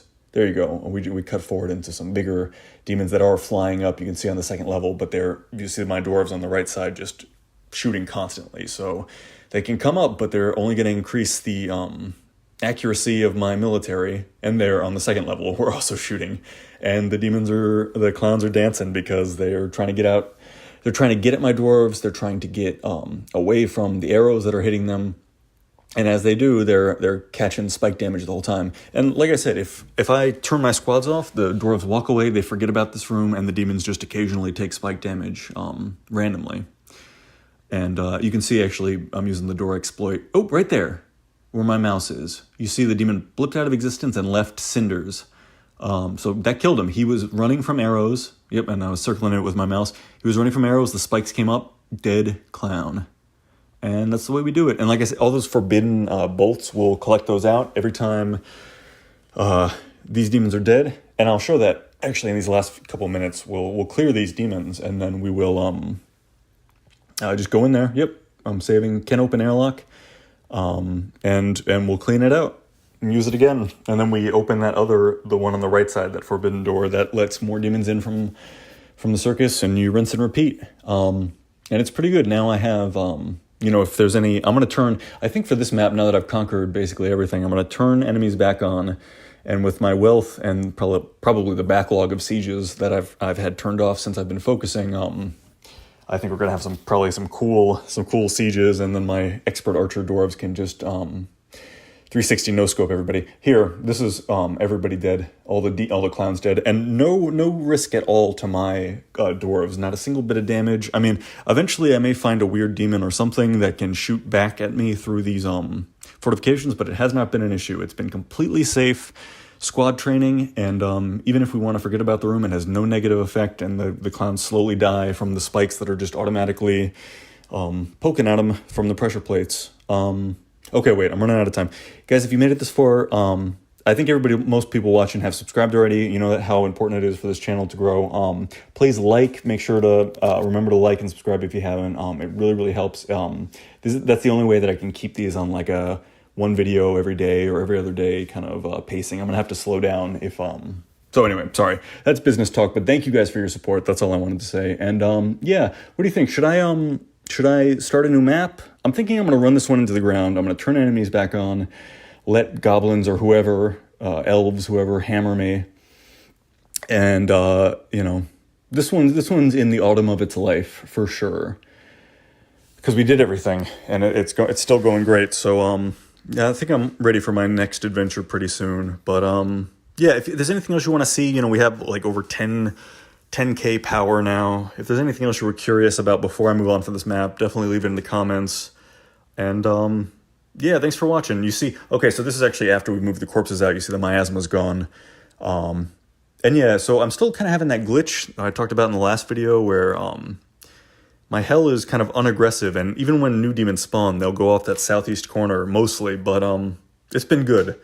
It's actually been good for, a clean, controlled demonstration of this killing zone. Let me know what you think, guys. Thanks for watching as always, and I'll catch you in the next one.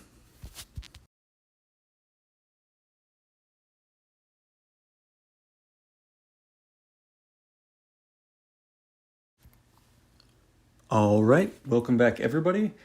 And today we're going to talk about what happens when you find an expansive cavern deep underground. So that's a specific message you get in this game when, spoiler, you find an expansive cavern deep underground. So it'll pause the game, it'll give you that message, and the first thing you're going to want to do is, and just watch, this is how I'm handling it.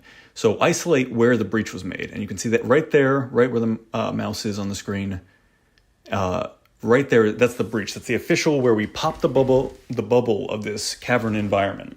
And it is an ecosystem. It's actually going to affect the rest of your fortress because the plant life is going to now leave spores. Everything upstairs is going to change for the better. You're going to have more diverse and useful plant life usually, but there's also going to be creatures that will sneak in, and this is also a source of forgotten beasts if you have enemies enabled. So it can be very dangerous. But the first thing you're going to want to do is establish a safe, easy ingress to the cave itself. And that's what I'm doing.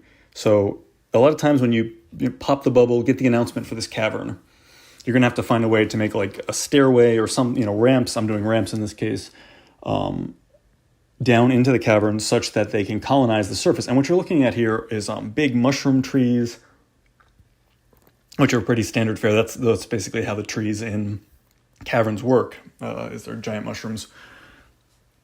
And there's all kinds of stuff down there. There's good hunting, there's good fishing in a lot of cases. This can totally empower your economy in every way. It'll give you more stuff to farm with, more random fruit to gather, because again, like the spore plants are going to now infest your in your fortress, your cavern, from the cavern. And so it's just going to give you more options. So, okay, one thing I want to talk about, and this is a very, very useful tool that you would not guess or learn from the tutorial. And it's something that I call table testing, or you can call it furniture testing. And so if you're having trouble visualizing whether dwarves can actually safely come and go from an area, and that's a puzzle that will happen with caverns or anytime you break into something, what you can do is go press B, then press F, I believe. If this is wrong, I apologize, but B, F, and then T is for table, R is for chair, B is for bed. Actually, I'm sure that's right now because I can check with those. So for a bed, it's BFB. For a table, it's BFT. For a chair, it's BFR. And just try to place one in a place where you're like, I think my dwarves can go there. And if they can, then the bed or the table or the chair will place. It'll place without an error because the dwarves... the game just checked and they're like, can I send a dwarf there? Yes, I can. Great. If you can't, if the game checks and it can't find a path down to, say, like the ground floor of this cavern, and you'll see, if you watch carefully, I'm doing that. I'm placing random beds and tables. And it's not because I want beds and tables down there. It's because it's a sensor, it's a tester. So, so what happens is the first dwarf who digs down here, I make a mistake somehow and he can't get back up. And that's pretty common. You make a digging mistake, some miscalculation, and the dwarves will be like, nope, that's too steep or something. I can't get back up. And what you do, and right there, I'm testing. I'm building furniture and it's saying, nope, I can't. The error message the game will give you is that it will say that no access to a table or chair. It's basically saying, I'm checking if there's a path from a piece of furniture in one of your stockpiles. And so you have to have beds, obviously, tables or chairs, whatever you're using. But you have to, if you have one in the stockpile and the dwarves can get to it, it'll place. Oh, that's another thing. I'm putting cage traps around the entrance. That just creates kind of like a one-way flow because there are, depending on your difficulty levels, there are weird monsters and creatures and things that'll come up and cause trouble if you don't look out for it. It is, I'll reiterate, it's an ecosystem. And that is now kind of merged with your fortress, so you have to deal with it. So cage traps are a great way to do that, to keep things from invading most things. You're definitely going to want to have your military strong if You have enemies enabled because Forgotten Beasts can come from here. And then, yeah, to use the furniture testing, the table testing, to make sure that your dwarves can get down to the deepest parts of the cave. And then it just becomes new, nice, it's like above ground land where it's like fertile and you can grow things and you can hunt things. It's like, you know, fertile wildlife, but it never gets rained on and it's private. If you can lock it down, if you can, you know, handle the savagery of the wildlife there, it's just yours to use however you like. Okay, just realized I might have been a little out of sync on that video. If earlier when I was like right there and it wasn't synced up, I apologize. But I do have 2 more minutes, so let me just talk about, so table testing, furniture testing, that's exactly what I'm doing here. We're just digging down, and the reason we're digging down through a wall or through a column of rock as much as possible is because that makes it easier to close off the entryway, put cage traps, and bottleneck any wildlife that might be coming up. And right now we're doing kind of like a rescue mission. We're having this miner who dug down too far and is now trapped, as we've confirmed with table testing. We're having him dig up. Well, we have the rest of the fortress dig down to meet him, and we do save him. Don't worry, spoiler alert. Yeah, I saved this as spelunking going well. And yeah, we get everybody up, and your celebration once you've actually gotten down there is you can have tables and chairs and beds right on the cavern floor. And yeah, your dwarves can just start living down there, enjoying, again, it's like a private outdoor area, as long as you can handle the wildlife. And if you've watched my videos, you know I handle that with cage traps and with my squads. I'll make more videos about how to do that. Thank you for watching.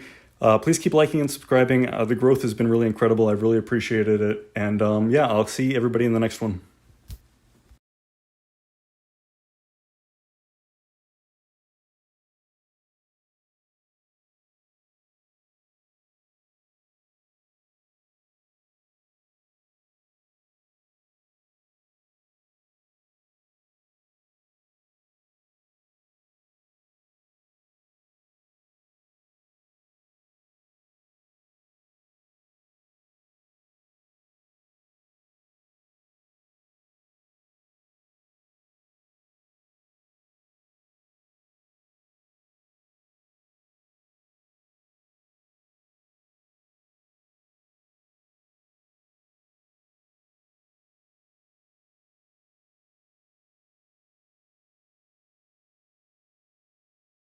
You know, reactor is a very fancy word for it, but it's really just like a water park. There's a wave pool, there's splash zones, and it's really just a beachside resort. So I embarked on an evil ocean, as is a tradition on this channel, because we're looking for an undead whale. That being said, I embarked on a gently evil ocean, and it has been really fun. I created a giant desalination plant that I would like to show you all right now. So a dwarven reactor describes when you exploit a quirk in the physics engine of Dwarf Fortress, namely that it is possible to produce a lot more power from running water than it takes to pump water up into the air, as you're seeing in this footage here. We have pumped ocean water clean, so it started as salt water, but we have pumped clean, drinkable water high up into the stratosphere, and we've done this for a number of reasons. It's quite easy, and it does actually produce more potential energy than it takes, so this is kind of breaks the laws of thermodynamics here, but we do it all the time in Dwarf Fortress. What you're looking at is, okay, so let me just break it down and explain the parts. So what we have is a vast ocean, which I tested, and I confirmed that there's not enough current in the ocean to just get free power off the motion of the ocean, so to speak. So what I had to do instead is I found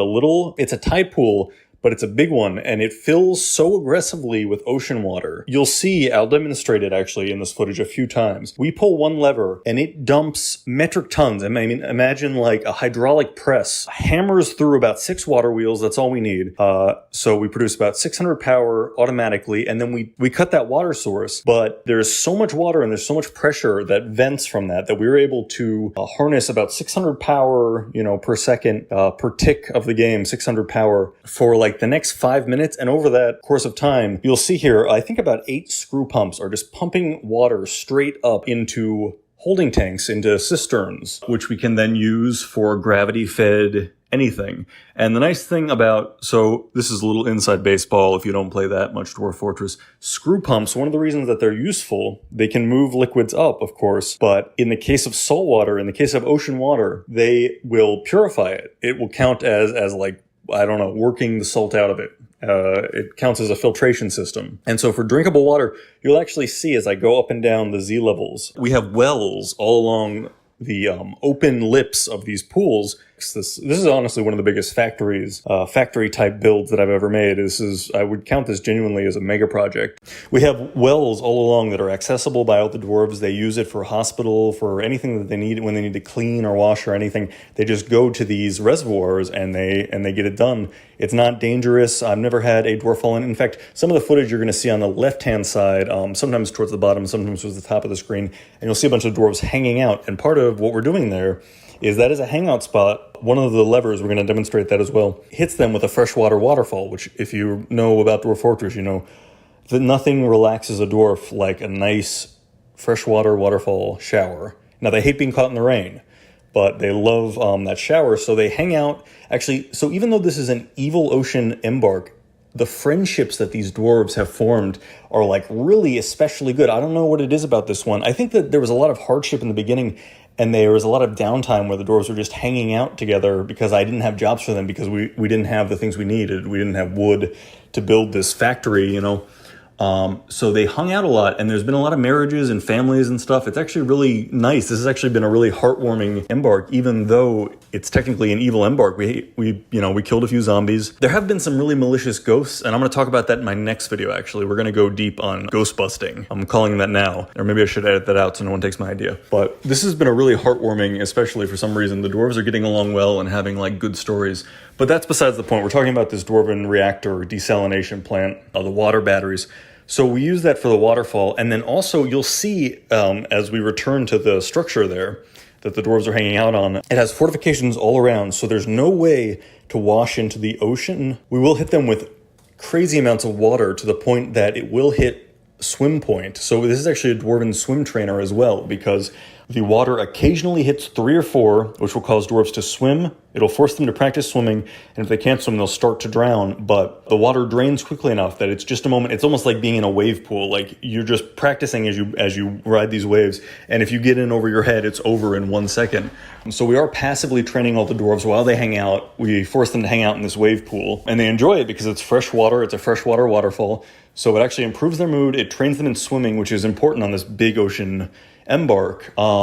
So yeah, we're really making the ocean work for us in this. You'll also notice around lands immediately around the reactor are farmlands, and you might argue maybe that's not a good idea. You know, you shouldn't put farmlands directly next to a reactor, but in Dwarf Fortress, it's only good things. And so just screw pumps to make all this magic happen. I realize I might not have explained this already. You're going to build that from your mechanical menu, and you're going to need, I believe, blocks and enormous corkscrews and pipe sections. I think those are the 3 main components. It'll tell you what you're missing when you try to build one. You just go into your build, like mechanical devices menu, try to build a screw pump. It'll tell you what you're missing. Try to build a screw pump.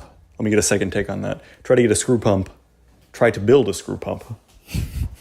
It'll tell you what you're missing. And with that, you can take any liquid and bring it up Z levels. It's really the only way to do it. You know, all liquids will flow down Z levels from gravity, but the only way to get them up is with screw pumps. And if you're going to do that with magma, make sure that all of your components are fire safe. The pipe section, the corkscrew itself, and the blocks that you're using to build it. The game will walk you through how to place them once you have all the components. And yeah, you just place it 1 Z level above the surface. So that can be confusing if you're like a first-time player or you haven't practiced. If you haven't practiced placing these before, that can be a little confusing. But so go down to the level where it gives you the level of the liquid, like 3 or 4 or 7 or 2, and you might have to toggle that if it's not already enabled in the Steam version. I think it starts off in the Steam version and you have to turn it on. That's a separate video. But so yeah, where it says like 7 out of 7 level of liquid, the Z level above that, you need open air. The screw pump is sitting partially, it takes 2 blocks in a line. It takes up, in terms of space, it takes up 2 blocks in a row or a column, depending on how you place it. And you just place the backside of it over open air, 1 Z level above the surface of your liquid, and it'll pull. I think if the liquid is up to like level 4, it'll pull and pump it out directionally. Imagine it like a little rifle, like you're loading it, the back bottom cube, and then the other cube is then shooting the water out directly in front of it. It's like a little water gun, if that's helpful. It probably isn't. Hopefully the footage that I've shown here is helpful in envisioning how to place these. Pause the video if that's helpful, and you can see how kind of the back end of the screw pump is over open air, and then it's just shooting water directly ahead of itself, ahead of where it's placed on the higher Z level. I hope that made sense. I always have trouble explaining spatial things. This is always my weakness in any Dwarf Fortress video, verbalizing exactly what's happening in a dwarven machine. That's all I have for today. I'm going to be back pretty soon. I have an idea for a couple new upcoming videos, so if you've enjoyed this channel, always remember to like and subscribe if you haven't already. I really appreciate it. It helps grow the channel. I'll catch you in the next one. All right, welcome back, my friends. We have a lot to cover today. This is going to be pretty intense. You all asked for this video, so the topic here is going to be advanced world generation, and that is kind of a good gateway to general modding of Dwarf Fortress. How you can change anything in Dwarf Fortress. You can change what types of fantasy characters are even playable. You can unlock so much in this procedural engine if you just ask it nicely, basically. I thought this was highly requested. I put up a poll, which is too late to vote on now, and I said, okay, I'm going to take that challenge. I'm going to remind myself, refresh my memory on how to really get into the guts of Dwarf Fortress. And so what we're going to do, lesson 1, we're going to start simple. We're going to do an advanced world generation. Okay, so what are we looking at here? This is where, so from the main screen, you see at the bottom there, it says basic options, and we clicked that to get in here. It said advanced options earlier. So you click in here, it's, in the world generation screen, and you'll see all these different kinds of kind of code tags for like maximum rainfall, minimum rainfall, rainfall X variance, rainfall Y variance, minimum temperature, maximum temperature. And this footage here, I'm just playing with it. And this is what I would honestly recommend. The main way you get good at Dwarf Fortress is to ignore the counterintuitive UIs, and then from there, figure out how things work. And so what you're looking at here is imagine you're a DJ or something, and you have a million little sliders, and you can play with the knobs randomly and just get something interesting. So go for it. If you really know what you're doing, then you can actually be a proper DJ and get the levels right, get the bass right, get the drainage Y variance right, get the minimum volcanism. So I'll show you coming up, we're gonna actually play a map where I was just playing with the sliders in this analogy, just turning things on and off, and whatever was standard, I would switch it. Another thing I did, so what I realized is at the top there, you're seeing parameters and save and load. And I was confused by that UI. But what you want to see at the top left is that little arrow. That's all of your save files basically for these advanced world gem settings. So just play with something, and it's tough to use this UI at first, but once you get a sense of how you're saving and loading files, you're using that little thing in the top left-hand corner to do everything, and then you can load and save from what is set on the left-hand side. And I hope that helps somebody, because that was the main thing I was struggling with. Is I was the load and save wasn't making sense to me, but that's how it works. So, but yeah, just play with these settings. We're going to look at the Wikia a little bit for some interesting things. The world I end up making in here is I turned werewolves way up. I tried to turn werewolves way up.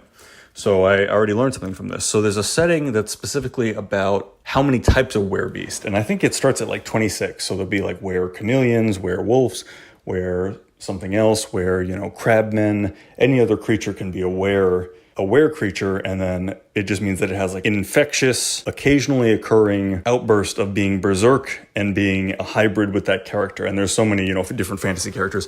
I don't know, can there be a were-elf? We're going to find out, because in this, so what the video should have just switched to, and again, I'm trying to get these timestamps right, is I made a map that doesn't work. So in Advanced World Gem, if you tell it something that doesn't work, I'm not sure exactly what I did wrong here, but it's trying to generate the rivers, and it's finding that the physics rules that I set don't allow for any rivers to be made. So right there, I switched over, I'm trying again. So yeah, that your world will be rejected or will just run forever and not be able to figure itself out if you tell it things that are impossible. So that's a little bit of the fun. You're going to learn what the game engine can take. And really, I have to recommend, go to the Wikia. I'm going to leave that source here. Use the Wikia and just experiment on your own. That's the only way to get a sense of it.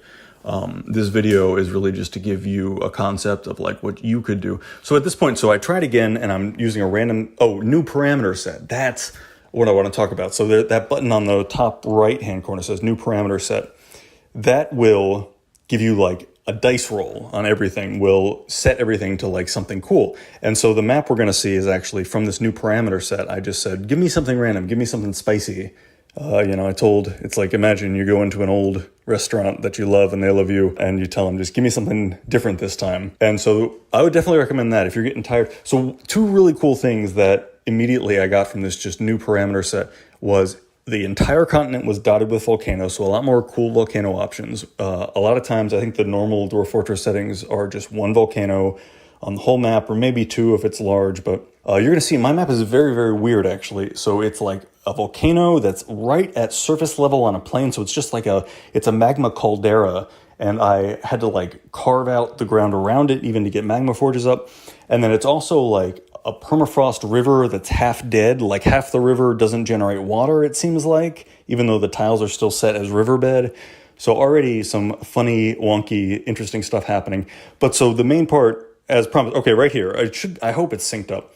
Number of werebeast curse types. I did 1,000 instead of 26. So I said, I want werebeastism.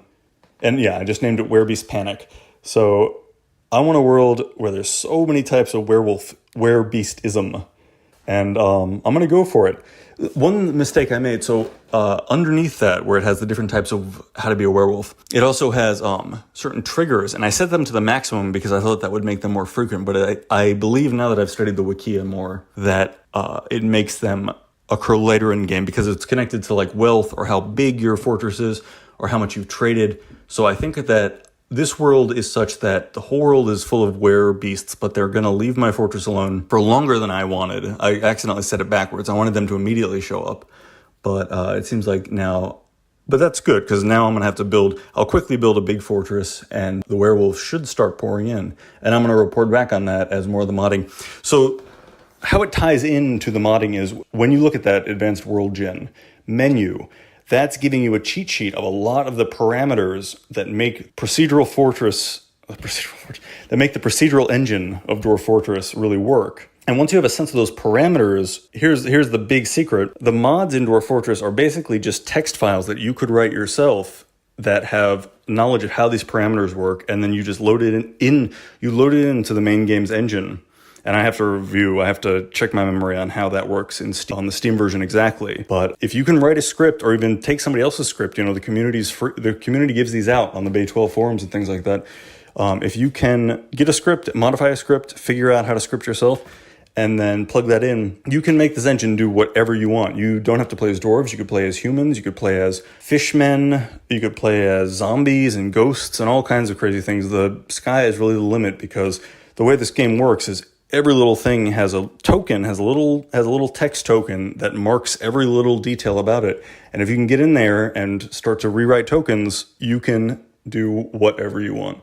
Okay, and now we get to everybody's favorite part, which is where I read from the Wikia and other sources that are more knowledgeable than me. So let's just start, and these sources will be right down in the description there. Let's just start reading advanced parameters. To access advanced parameters, press E when at the Design New Worlds with Advanced Parameters screen. This will bring you to an editable list of various guidelines that the world gen process will use when creating your new world. Parameters are described below in the order that they appear in the list in the UI, not necessarily the order they appear in the configuration. That does actually describe it better than I could in terms of how to get in there, because I realized at the beginning, I show it in the video where I'm clicking, but I realized I didn't actually audibly say how to get into that menu.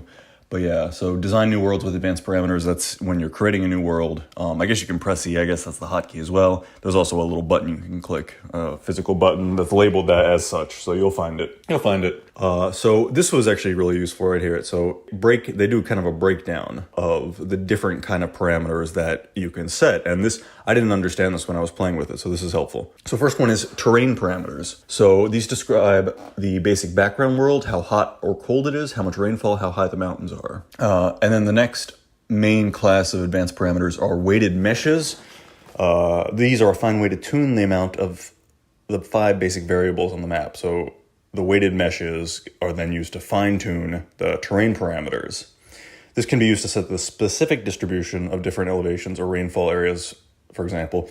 And yeah, I ran into that when I was playing with it too, because so you can like make really high cliffs and say that those should be everywhere, or you could give the potential for really high cliffs or something like that, or rain or temperature or anything. And then depending on how you do the weighted meshes, those places might be rare or they might be modeled all over the surface of the planet. So you will have to get in there and check that out yourself.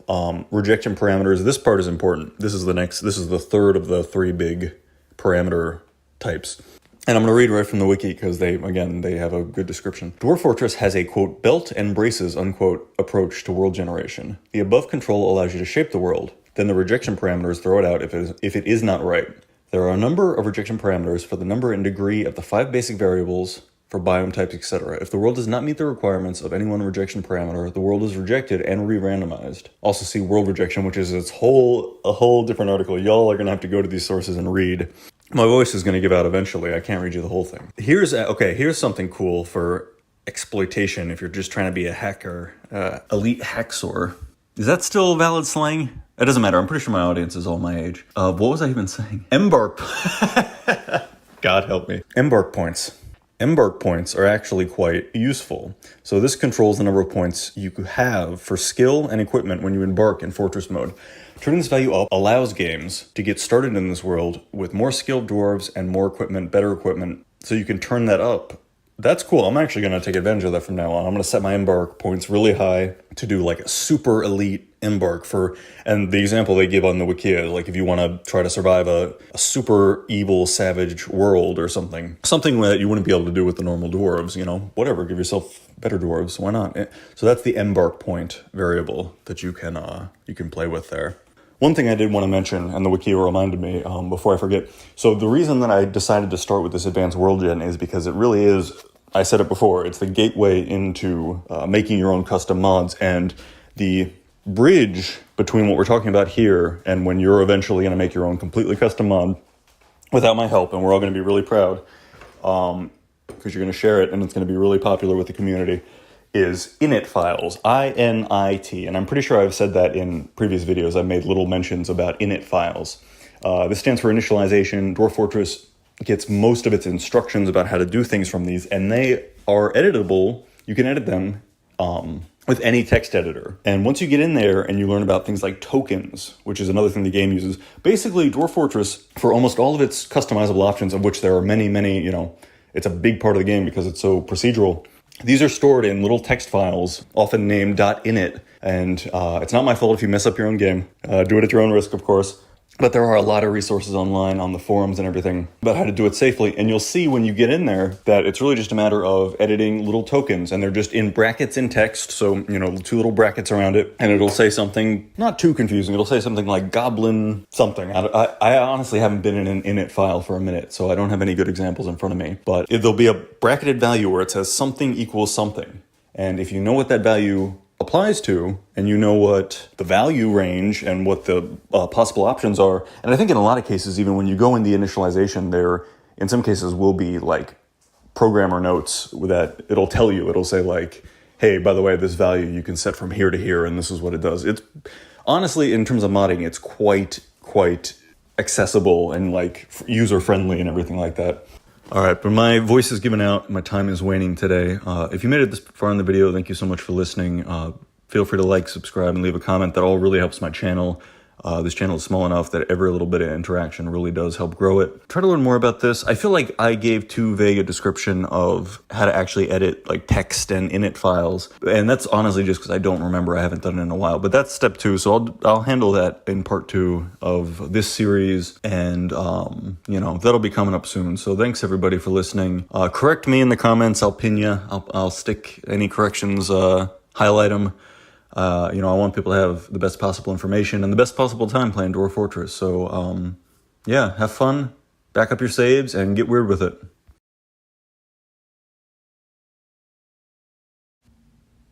All right, good evening, everybody. So we have something really fun today. This is actually my first fortress in Dwarf Fortress Steam, the first monster attack, and this is by a 2-headed giant. I forget what it's called, we'll see later.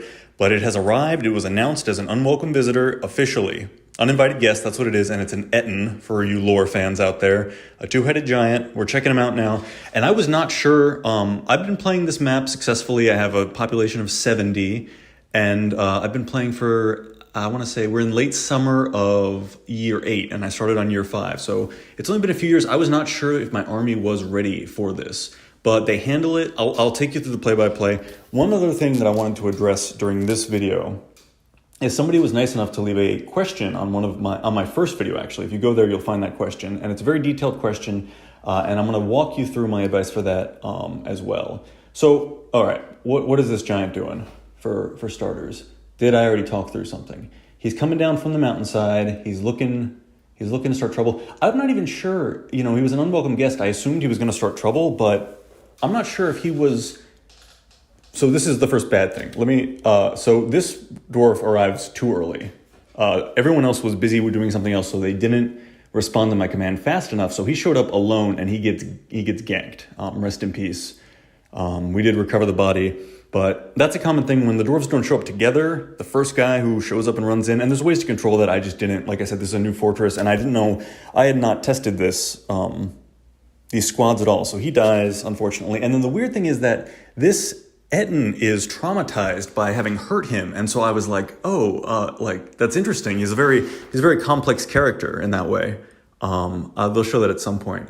But so this guy gets got because he goes one-on-one, and I had one no uniform squad of 10, and then one archer squad of 10. And I'd been training them, but this is the first time that there's not even any, this map is like a weird sand plane. So it's completely impossible to farm on the surface as far as I know, and I've tried a lot. And it also it's very hard to trap animals or to hunt animals. There's not really a lot around. So I wasn't sure if these guys were going to be good at all. He is now enraged, and he is, it says seriously injured. So that first guy stood up to him. And the Steam version is a lot more balanced in terms of difficulty level. So this was an appropriate first enemy to throw at me. I'm so braced for normal Dwarf Fortress where it's brutally hard. You can see he's chasing this poor innocent worker who does, don't worry, successfully flee. That's why I'm not paying attention to it. He's hurt from fighting that first dwarf, and he's now enraged. So he chases this woman off, and I'm checking my guys. I'm like, where are you guys? And I come to a realization. This is a combat tip. Because they were too slow to come off their other jobs, I disabled as much labor as I could. I said, nobody does anything until this is resolved. And, a lot of dwarves were still in stockpiles and stuff. But this helped, and it made dwarves with all the things, because I'm really overtaxing them. I need more than 70 dwarves for how fast I want to progress. So this clarified to all the dwarves, no, get your sword, kill this thing as a priority. There's probably a better way to do that, but that's how I did it. So he goes up to the hill. He loses actually that lady dwarf flees successfully, and he loses her, and then he's injured, so he's wandering. He wanders back down, and now is about the response time of my emergency team. So they're going to roll up, and spoiler, they're going to take him down. So I'm halfway through the video. I do want to make sure I address this question. So somebody asked me, they said, I set some designation and I cannot cancel it. I cannot figure out everything I try to interact with it. I've tried painting back over it. I've tried remove designations. I cannot make it work. And they were expressing real frustration because this had taken so, they were having trouble with it. And they were like, everybody on this scene is good at explaining, but just not in this way, and specifically in this troubleshooting way. So I'm going to do my best. So one thing that I found when you find something sticky that is tough to deselect, and that's also less of a problem in Dwarf Fortress Steam, I'm very happy to say. I've not really run into it as much. But if you do get into it, I'm even checking my notes here. So what I'm coining is you want to create a cancel cube. Make sure you're doing a canceled cube, because say you're trying to cut down a tree, but you give an order to cut down a tree that's off the ground and your dwarves can't reach it with a ladder or something. The dwarves will keep trying to do that, but then when you try to cancel the build order at ground level for that tree, that's not actually the block you need to cancel. You need to cancel one that you accidentally selected on some other Z level. So just cancel cube, instead of making a square and being I can't there, I remove designation on everything on this level. Keep in mind that a lot of things are multi-level through the Z space. So if something seems to be sticking at a certain coordinate, you check above and check below. And so what you do is you just do remove designation, and then with your mouse wheel, I think is the standard for Dwarf Fortress Steam now, you scroll up or you scroll down, until you're not just selecting the square around the problem area, you're selecting the three-dimensional cube, including everything around it. And if you can clear that area, that usually unlocks most things. So let me get back to this combat, because it is very interesting. So now they're getting after him, and he's actually too injured. I think we opened the menu a few times and look, he's now ejected his lunch. There we go. He's nauseous, he's bleeding, he's seriously injured, exhausted, winded, and at some point it says exhausted, winded, and cannot breathe. So he's in really bad shape. There's the full injury list. You can see everything's damaged. So he has now lost this fight. This was good first practice for my guys and for my dwarves, and I only lost one. Rest in peace. So it could have gone much worse. You know, I'm used to old school Dwarf Fortress where sometimes, you know, a monster just shows up and everybody dies, and that's just the end. So that's why this fight, which, you know, was basically just my guys get their gear, they go kill the monster. One guy showed up too early, bit off more than he could chew. But it was pretty level appropriate, is I guess what I'm going to say. So it looks like I have 1 more minute. I hope that the cube clearing or cube canceling was helpful to the person who asked a question. If you have any other questions, or just want to vent about something that's not working in your fortress or anything, go for it. I really welcome that. Ask me questions, leave it in the comments, and I will do my best to explain it. You can be your own judge if I'm making it worse or better. I think I started this series as Dwarf Fortress Explained Poorly, so I mean, you get as promised. But thank you for watching, and I hope you'll join me for the next one. That's it. Like and subscribe. Thanks guys. Thanks, everybody.